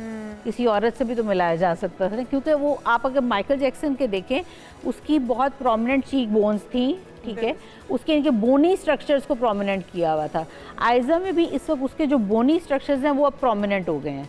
तो औरत में जो सॉफ्टनेस होती है ना कि मतलब उसमें हाँ वो कुशनिंग और रिवर्सल के चांसेस हैं, दोबारा से रिवर्स किया जा सके, कोई ऑप्शन? हाँ, बिल्कुल किया जा सकता है। अच्छा, हाँ, बिल्कुल वो जो उन्होंने फैट दोबारा डाली जा सकती है, फिलर्स डल जाते हैं और फैट ग्राफ्टिंग हो जाती है, तो उसके साइड इफेक्ट्स भी तो होंगे। फैट ग्राफ्टिंग की तो कोई साइड इफेक्ट नहीं, आपका अपना ही फैट निकाल के वहाँ पे दोबारा डाला जा सकता है, वो तो इतना कोई इशू नहीं है। लेकिन देख फिर वही बात है कि ये तो चॉइस की बात है, अगर आयजा ने ऐसा करवाया है तो शायद वो वही बात है कि उनकी अपनी चॉइस होगी, और हमें हो सकता है नहीं पसंद आ रहा, उनको अच्छा लग रहा होगा। अच्छा, अब कोमल मीर के बारे में अगर हम जानना चाहें आपसे, कोमल मीर ये उनका बिफोर भी दिखाएंगे हम, ये बिफोर है और अब आफ्टर, ये आफ्टर है, आपको अंदाज़ा हो रहा हो लाइक स्वेल्ड है फेस, ठीक है।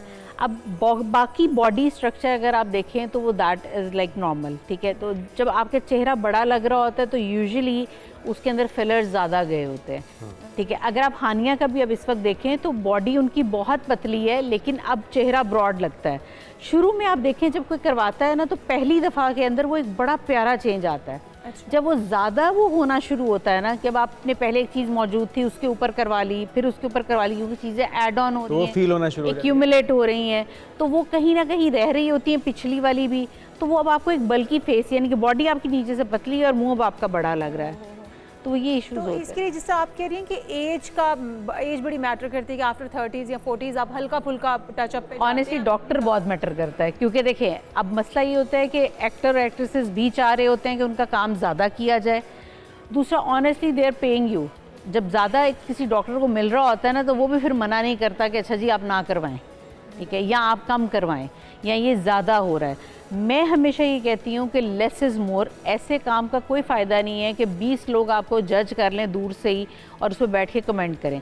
काम ऐसे होना चाहिए कि लाइक जिसे इंसान कहता है कि अच्छा ये किया है लेकिन क्या किया कुछ तो समझ नहीं आ रही, खूबसूरत आपके पास ज़्यादा केसेस, हाँ ऐसे जिस तरह भी हम बात कर रहे थे, पता भी नहीं लग रहा ना देखें, क्योंकि मैंने करवाया भी नहीं। अरे डॉक्टर साहब, अगर ज़्यादातर आपके पास केसेस कैसे आते हैं? कुछ पिक्चर लेकर आते हैं कुछ सेलिब्रिटी की, कहा जाता है कि जी मेरी शक्ल ऐसी बना दें, आप फिर बदले में क्या करते हैं, चुप करके कर देती हैं या फिर मशवरा देती है कि भाई चेहरे का बेड़ा गर्क ना करवा लें? अब नहीं, बहुत आपको ये सूट करता है ये करना? हाँ, होता ये है कि ख़ास तौर पे जब लिप के फिलर्स के लिए लोग आते हैं तो उनको बहुत ज़्यादा ये होता है कि अच्छा हमारे इसकी तरह के कर दें, इसकी तरह के कर दें।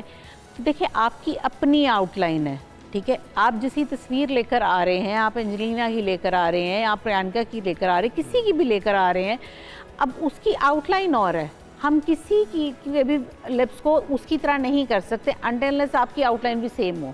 हम आपकी बाउंड्रीज़ में रह के काम कर सकते हैं। मैं पहले ही समझा देती हूँ, इसलिए मैं हमेशा काउंसलिंग पे बहुत टाइम लगाती हूँ और मेरा पेशेंट बाद में बहुत खुश होता है, क्योंकि मैं जो अनरियलिस्टिक चीज़ें हैं वो पहले ही बता देती हूँ कि ये नहीं हो सकती, इसको मत सोचें।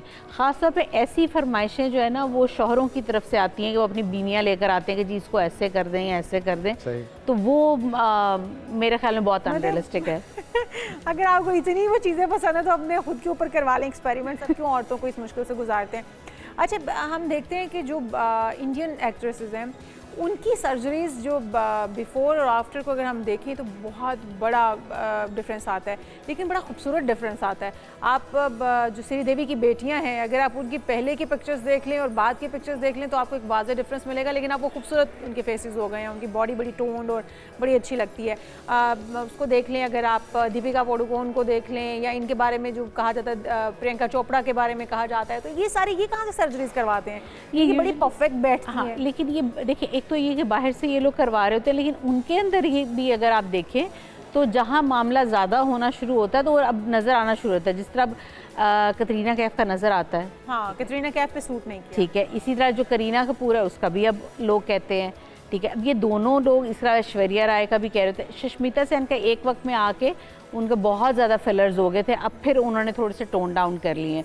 तो अगर आप ये कहें कि वहाँ पर गड़बड़ नहीं होती, गड़बड़ वहाँ पर भी होती है। जिन एजेस की आप बात कर रही हैं वो एक एज ऐसी होती है कि जिसमें अगर आप थोड़ा भी काम करते हैं ना तो वो खूबसूरत लगता है, लेकिन जब उसके बाद अभी इनके और कोई 4-5 साल के बाद जब इन पे चीज़ें और ऐड ऑन होना शुरू होंगी तो फिर आप देखेंगे कि ये डिक्लाइन की तरफ आना शुरू हो जाएंगे, कि जो आपको अभी लग रहा है कि अच्छा ये बहुत खूबसूरत, क्योंकि वो चेंज बहुत ड्रास्टिक है ना। अब उन्होंने वो जो सफ़र किया था, जो हमने उनको देखा था जिस हालत से अब इस हालत तक, अब जब उनका काम ख़राब होना शुरू होगा ना तो वो लोगों से बिल्कुल पॉकेट नहीं होगा। ये नहीं है कि मुझे बल्कि ऑनेस्टली ये लगता है कि पाकिस्तान में फिर लोग थोड़ा रीज़नेबल रहते हैं। हॉलीवुड में तो खैर हद ही कोई नहीं है, क्योंकि शायद पैसा बहुत ही ज़्यादा होता है तो वो ज़्यादा जाते ही सर्जिकल चीज़ों की तरफ हैं। और बॉलीवुड में भी मुझे नहीं लगता कि मुझे लगता है कि एक्टर एक्ट्रेसेस नेचुरली ज़्यादा खूबसूरत हैं। दुरुस्त, हमारे पाकिस्तान में खूबसूरती उनसे बहुत ज़्यादा है, और हमारे लगता है करवाती भी काम कम है एज़ कम्पेयर टू बॉलीवुड। हमारे वो बचपन से ही खूबसूरती चली आ रही होती है, उनके तो पहले हम देखते हैं कि टीनेज में जाके वो एकदम एग्जैक्टली का चेंज आता है और बिल्कुल हमें खूबसूरत हीरोइन नजर आना शुरू हो जाती है, जो कि पहले देखने लायक भी नहीं होती है। तो बिल्कुल सही कह रही हैं आप, पाकिस्तान में ये रुझान कम है और हम ये चाहते हैं कि पाकिस्तान में रुझान कम ही रहे।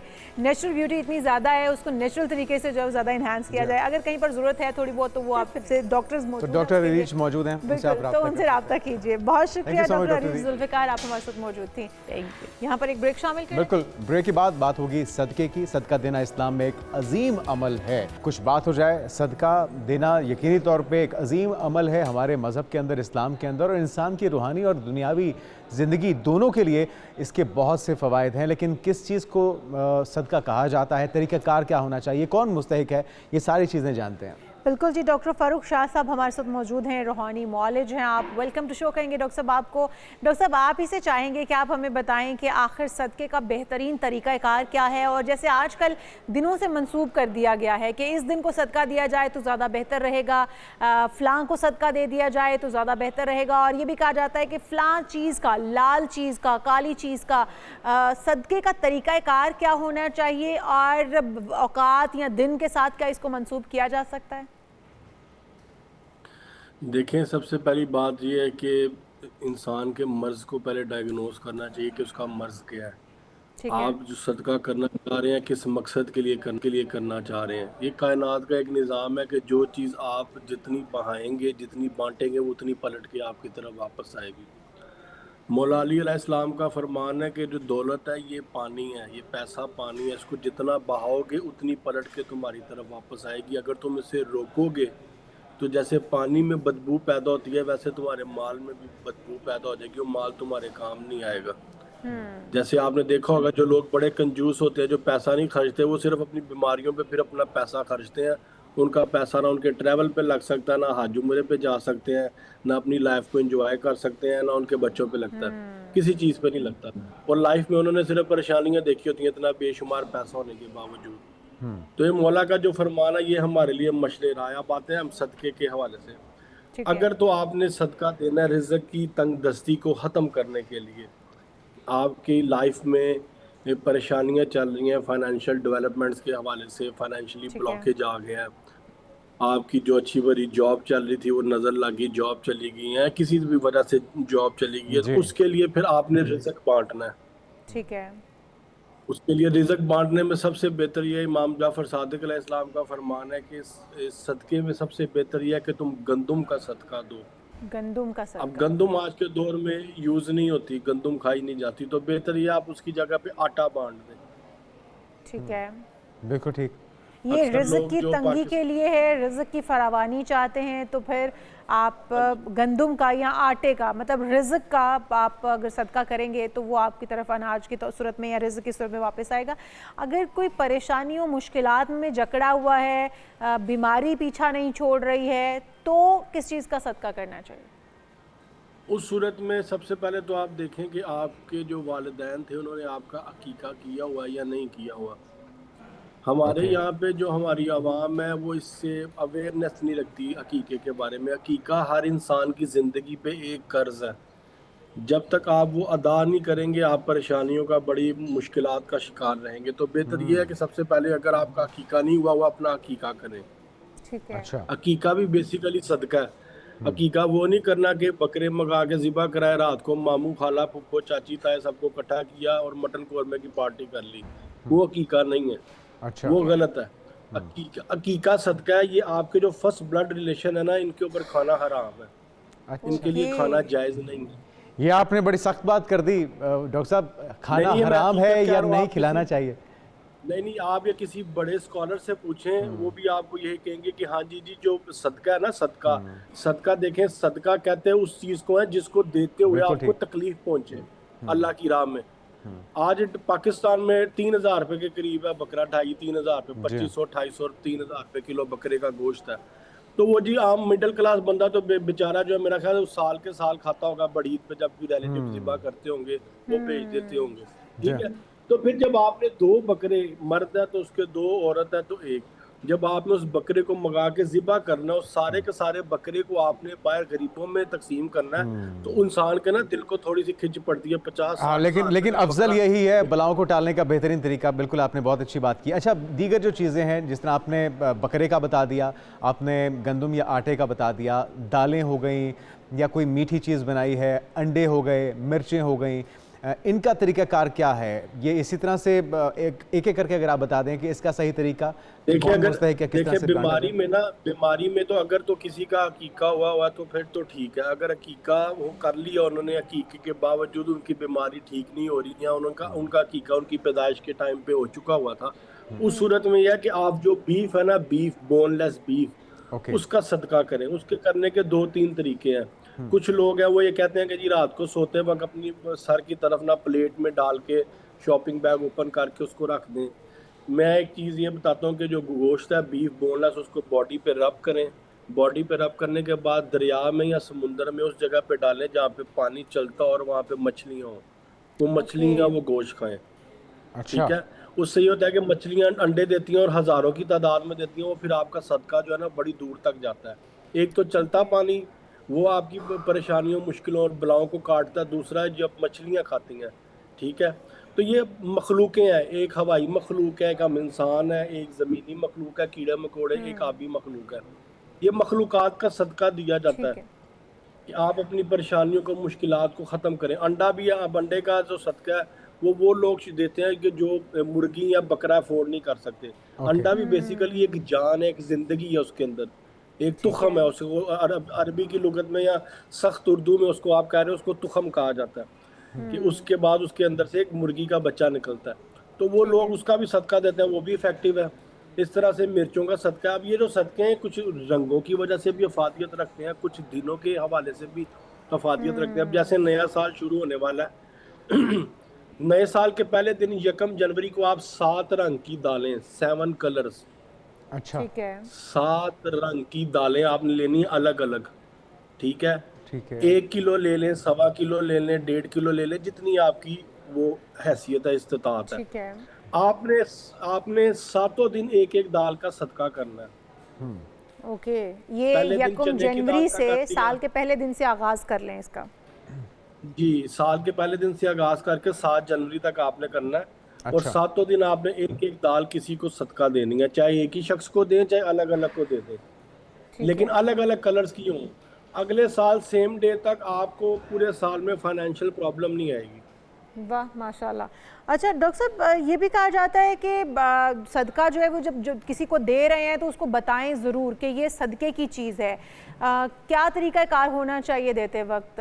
बता देना चाहिए, मुस्तकीन ढूंढने चाहिए? नहीं जी, नहीं, देखें, सबसे पहले तो आप ये देखें कि आपके हल्का बाब में कोई ज़रूरतमंद है, आपके रिश्तेदारों में, मोहल्ले में, दोस्तों में, कोई उठने बैठने वालों में, आपके जो मुलाजमीन है वो भी आपके हकदार हैं सबसे पहले, क्योंकि वो आपके घर का हिस्सा है, आपके घर का नमक खाते हैं, वो आपके फैमिली मेंबर कंसीडर होते हैं। जो आपके मुलाजमीन है उनका भी पहला हक है, तो आपको बताने की ज़रूरत नहीं है। ये जो सदका है ना, ये अल्लाह के साथ तिजारत होती है, बंदे के साथ कोई मामला नहीं होता। हमारी कम्युनिटी की प्रॉब्लम ये है सदके से दूर क्यों है कि हमें तकलीफ होती है, अभी हम इसको क्यों खिलाएं, अपनी जेब से हम पैसे निकाल के इस बंदे को क्यों दे रहे हैं। जब हमारा माइंडसेट ये होगा ना कि हम इस शख्स को नहीं दे रहे, हम अल्लाह को दे रहे हैं। जी, अल्लाह कुरान में कहता है कि तुम जब किसी को सदका देते हो तो लेने वाले के हाथ के नीचे मेरा हाथ होता है। अच्छा डॉक्टर साहब, मैं यहाँ पर थोड़ा सा चाहूँगी कि आप रहनुमाई फरमाएं कि एक तो सदका है, सदका खैरात करना, और दूसरा अल्लाह की राह में तिजारत जिसको कहा जाता है। तो ये दो अलग अलग चीज़ें नहीं है। एक अल्लाह की राह में देना जो कि आपका रिस्क में कुशादगी लाता है, लेकिन एक अपनी जान का सदका, अपनी बलाओं को टालने के लिए जो दिया जाता है, ये दो अलग अलग चीज़ें नहीं है। मैडम, जब आप किसी को अपनी बलाएं टालने के लिए किसी शख्स को, किसी ज़रूरतमंद को कोई सदका देंगे तो वो बला उसके गले नहीं पड़ जाती, वो टल जाती है। ये नहीं कि आपके सर की बला किसी के सर चली गई है। यहाँ पे ना, हमारे यहाँ पे कुछ एक ख़ास तबका है जो दीन पे काबिज़ है, उन लोगों ने ना वो चोर रस्ते और वो अपनी अपनी नई नई इस्तराहें निकाली हुई हैं। चीज़ सिर्फ यही है कि आपने अल्लाह के साथ डील करनी है, अल्लाह के साथ आपकी डीलिंग है। देखें, आप अपना माल किसी को दे रहे हैं, ठीक है, चाहे वो ज़रूरतमंद है, चाहे उसने आपके आगे हाथ फैला दिया। अब यहाँ पे ये भी बड़ी लोग देते हैं जी जस्टिफिकेशन, वो गाड़ी में जाते हुए सिग्नल पे कोई मांगने आ जाए तो साथ बैठा हुआ रोक देगा, यार इनको क्यों दे रहे हो, ये पेशावर है, इनका काम है। भाई तुम कौन होते हो रोकने वाले? अल्लाह अल्लाह अल्लाह देखें, अल्लाह कभी भी रूए ज़मीन पे खुद बजाते खुद कोई काम करने के लिए नहीं आए। अल्लाह पाक ने कायनात का निज़ाम बनाया हुआ कि आपने इंसानों के काम आना है। अब उस शख्स के दिल में, उस शख्स के जहन में अल्लाह ने डाला है, बिल्कुल सही, उसने आके आपके आगे हाथ फैलाया और उसने नाम अल्लाह का लिया कि मुझे अल्लाह के नाम पे ये दे दें। अब आपकी नजर में अल्लाह पाक की क्या वैल्यू है, आप उसको क्या देते हैं, ये आप पे डिपेंड करता है। बिल्कुल और सही। हम नहीं होते ये जज करने वाले कि ये हकदार है या ये जो हकदार है और जो नहीं है सबको देना चाहिए। अल्लाह ने हमें अच्छा डॉक्टर साहब, बहुत सी ऐसी चीजों से नवाजा हुआ है जिसके हम लोग भी हकदार नहीं है। अगर अपने गिरबान में बिल्कुल सही, बिल्कुल सही, आपने दुरुस्त बात की है, खूबसूरत बात की है। अच्छा, एक तो ये कि किसी के ऊपर नज़र लग जाए, उसका कोई एलिमेंट्स, कोई उसकी अलामात क्या हो सकते हैं कि पता चल जाए? क्या कोई तरीका है किसी के जादू का, नज़र लगने का तरीका, और फिर उसको उतारने का तरीका क्या है बेहतरीन?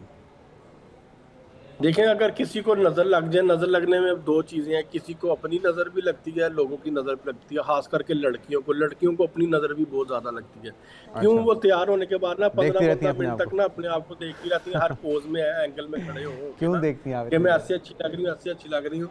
उनको अपनी नज़र भी बहुत ज़्यादा लगती है। उस सूरत में यह है कि सूरह फलक और सूरह नास को चेहरे के सामने अपने दोनों हाथ रख के पढ़े 3-3 मरतबा, फिर जो फूंक है ना, हाथों में फूंक मार के उसको अपने चेहरे पे और ऐसे जिस्म पे ऐसे उसको मस कर ले, उससे उनकी नजर उतर जाएगी जी। चाहे अपनी नजर लगी है, चाहे किसी की नजर लगी है।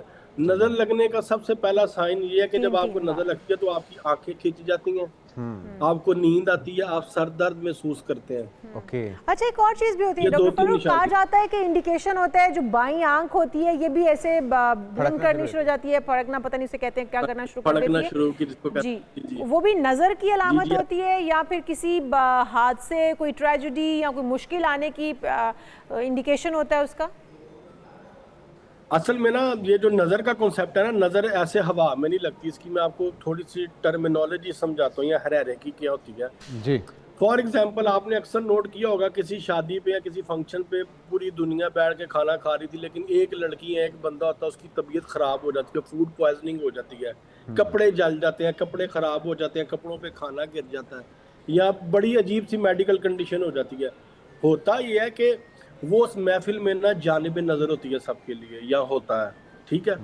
अब जब उसको नज़र लगती है, नज़र लगने में होता है कि हर इंसान के साथ एक हमजाद है, एक ईवल जिन है, एक शैतान जिन है हर इंसान के साथ जो जिंदा इंसान है। वो जो हमारा हमजाद है ना, जिसको नज़र लग रही है ना, उसके हमजाद के साथ जाकर ना इंटरेक्ट करता है, जिसकी वजह से वो डिस्टर्ब हो जाता है इंसान। अब इनकी जो इंटरेक्शन तोड़ने, तो इनकी जो आपस की इंटरेक्शन हो जाती है ना, इसको तोड़ने के लिए फिर जिक्र अज़कार है, या वो सदक़े हैं, या वो अमल है, वो घर में वो है ना नमक को या वो फटकरी सर से वार के उसको चूल्हे पे रख दें या पानी पे रख दें, या मिर्च जो सुर्ख मिर्चें और लंबी डंडी वाली या गोल गोल, उनको करें। ये टोटके दूसरे मज़ाहिब में थे, लेकिन ये इफेक्टिव हैं। इनको करना शिरक या गुनाह या कुफर नहीं है। ठीक है। अच्छा, आंख के ब्लिंक करने का भी बता दीजिएगा, अगर आंख का मामला हो तो वो किस तरफ इंडिकेशन करता है? आँख का मामला है ना, अगर आपकी आँख बार बार जो पंजाबी में कहते हैं फड़क रही है, ठीक है, उसकी सूरत में है कि सूरह कौसर पढ़ के ना तो अपनी दाईं उंगली से जो लुआब होता है ना, ये अपनी आँख के ऊपर लगा ले तो आँख फड़कना बंद हो जाएगी। जज़ाकल्लाह, बहुत शुक्रिया। डॉक्टर फारूक शाह हमारे साथ मौजूद थे, बहुत से उन्होंने रूहानी तरीके बताए, सदका देने का सही तरीका क्या है, नज़र उतारने का तरीका क्या है, इस पर अमल कीजिए, अपने प्यारों को और अपने इस नज़र बस से महफूज रखिए।